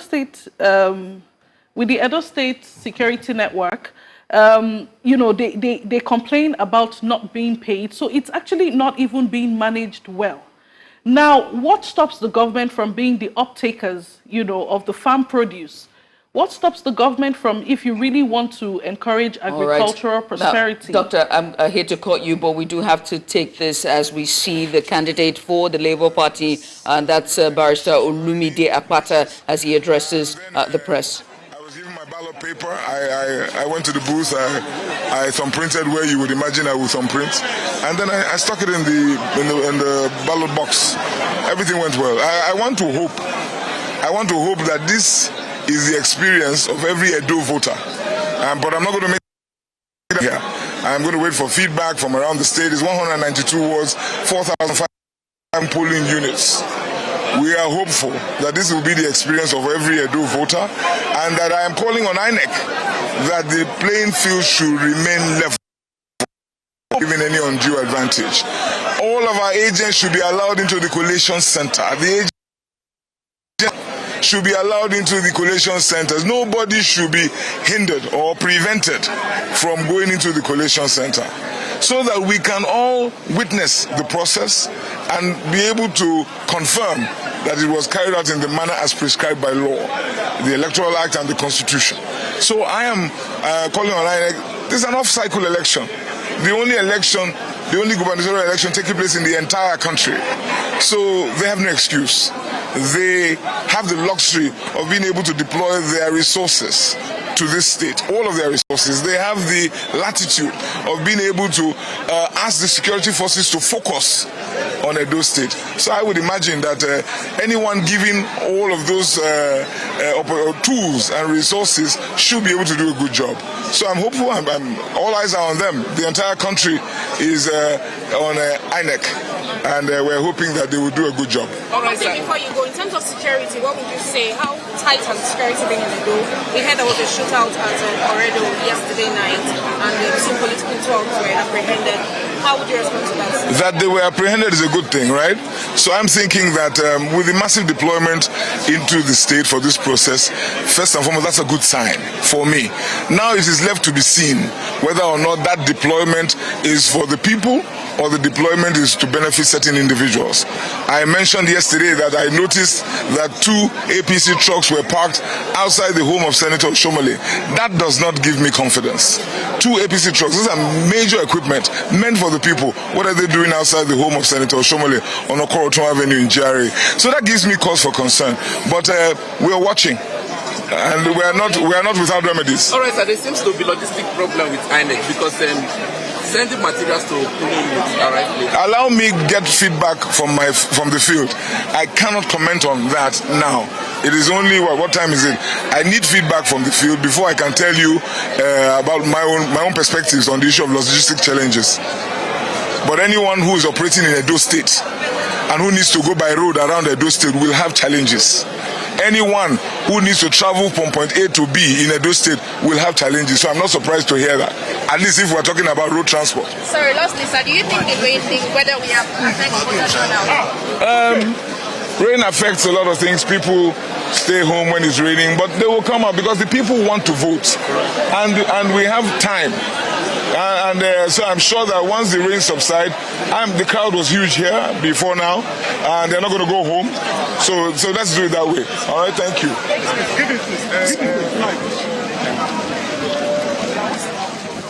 There is the candidate for the Labour Party, the governorship candidate for the Labour Party, has just cast his vote at his polling unit there, and he just addressed the members of the press there, Olumide Akpata there, and he raised concerns about the security agencies. He said, yes, the presence, it's good, but the question is, are they for the people or for certain individuals? And he also made some pointers. He also made some clarification there and said, or rather, he made a statement there and claims that there were 2 trucks that were packed outside the residency of Adams Oshomole. He also said the rain may affect turnout, but one thing is certain, the rains will stop. And when he was asked about the delay of delivery of materials, he said he cannot speak on that until he speaks to his observers on ground. Again, now we know that 2 candidates have cast their vote, the candidate for the APC, Monday Okpebolo, and now the candidate for the Labour Party, and that is Olumide Akpata. We're yet to see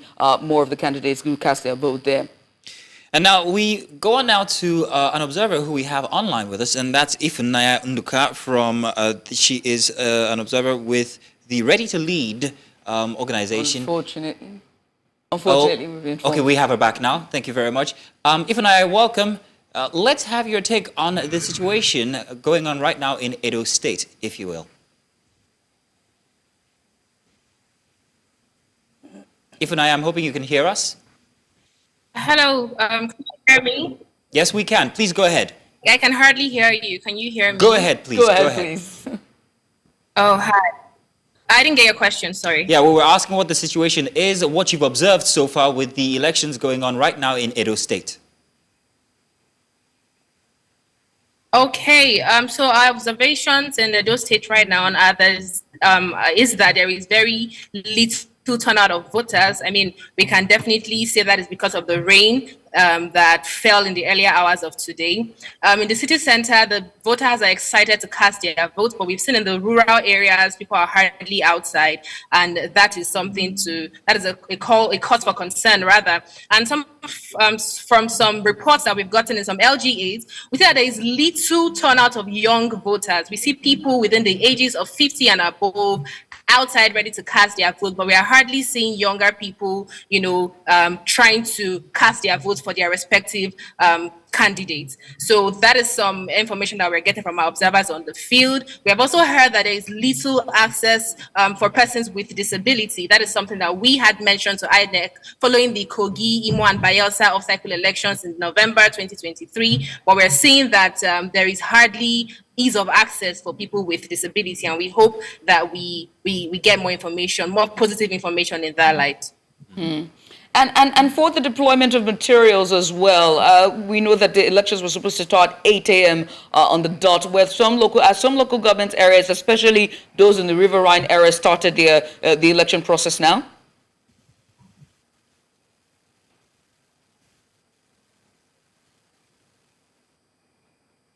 I think Ifunanya is frozen. Ifunanya, can you hear me? We might have lost Ifunanya. I think we might have lost her there. We'll try to make connection back, because we understand that the Riverine area is also as important. We're back in the studio. Yeah, I want to take this on from where you stopped, Dr. Owen. Now, you just stated from before that the state has no business in agriculture. However, farming. We've been informed that Ifunanya is back on. Ifunanya, please, I asked earlier on about the riverine areas. With the late deployment, we understand there's been late deployment of materials to the riverine areas.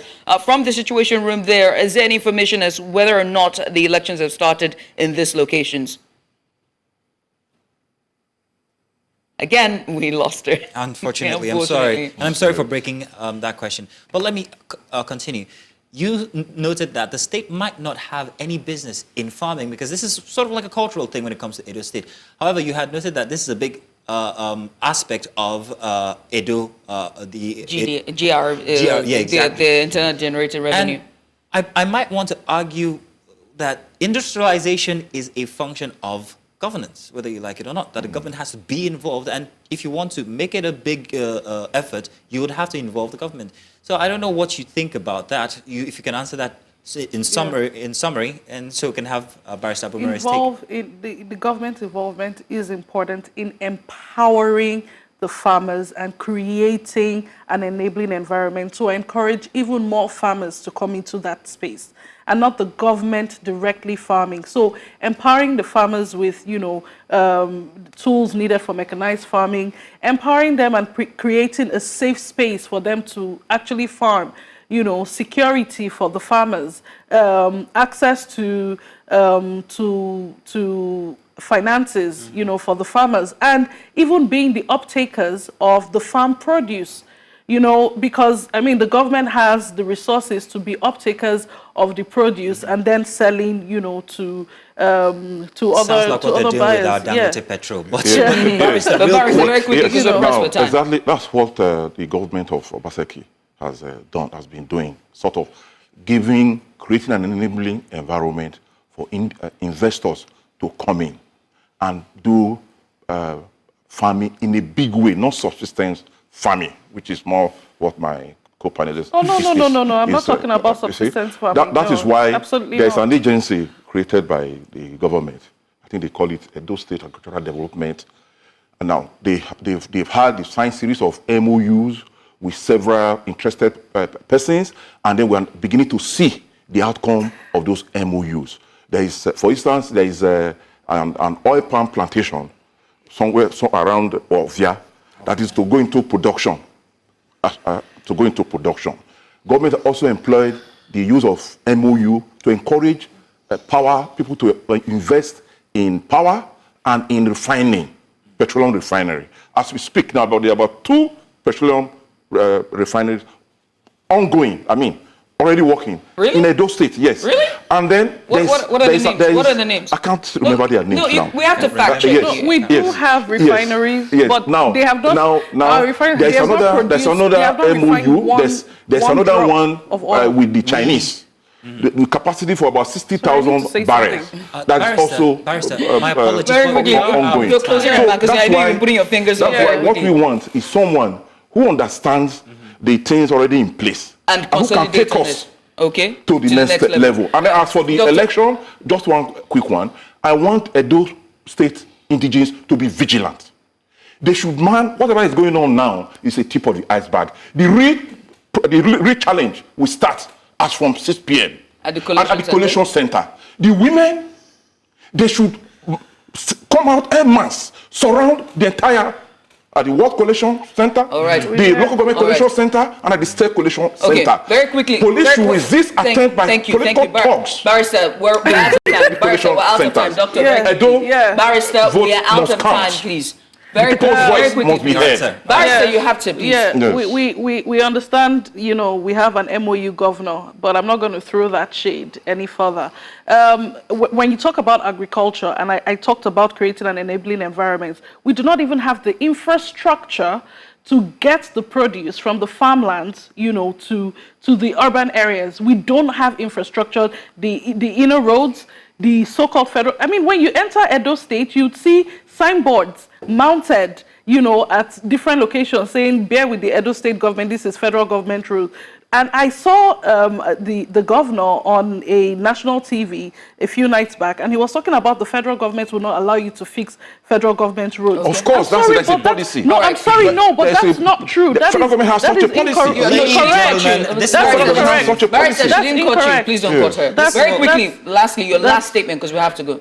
What I will say to the Edo State people is, go out there, cast your vote, and protect your vote. And may the best man win. May the best man win, indeed. Yeah, and Edo will be great. Well, it is a great state indeed. Well, this is where we draw the curtains for this part of our coverage. But the live coverage still continues as we pass the baton on to the next presenters that will be joining us. However, yes, indeed. Thank you, Judith. We still have Ifunaya, whom we actually lost only just a couple of minutes ago. So we'd like her to conclude.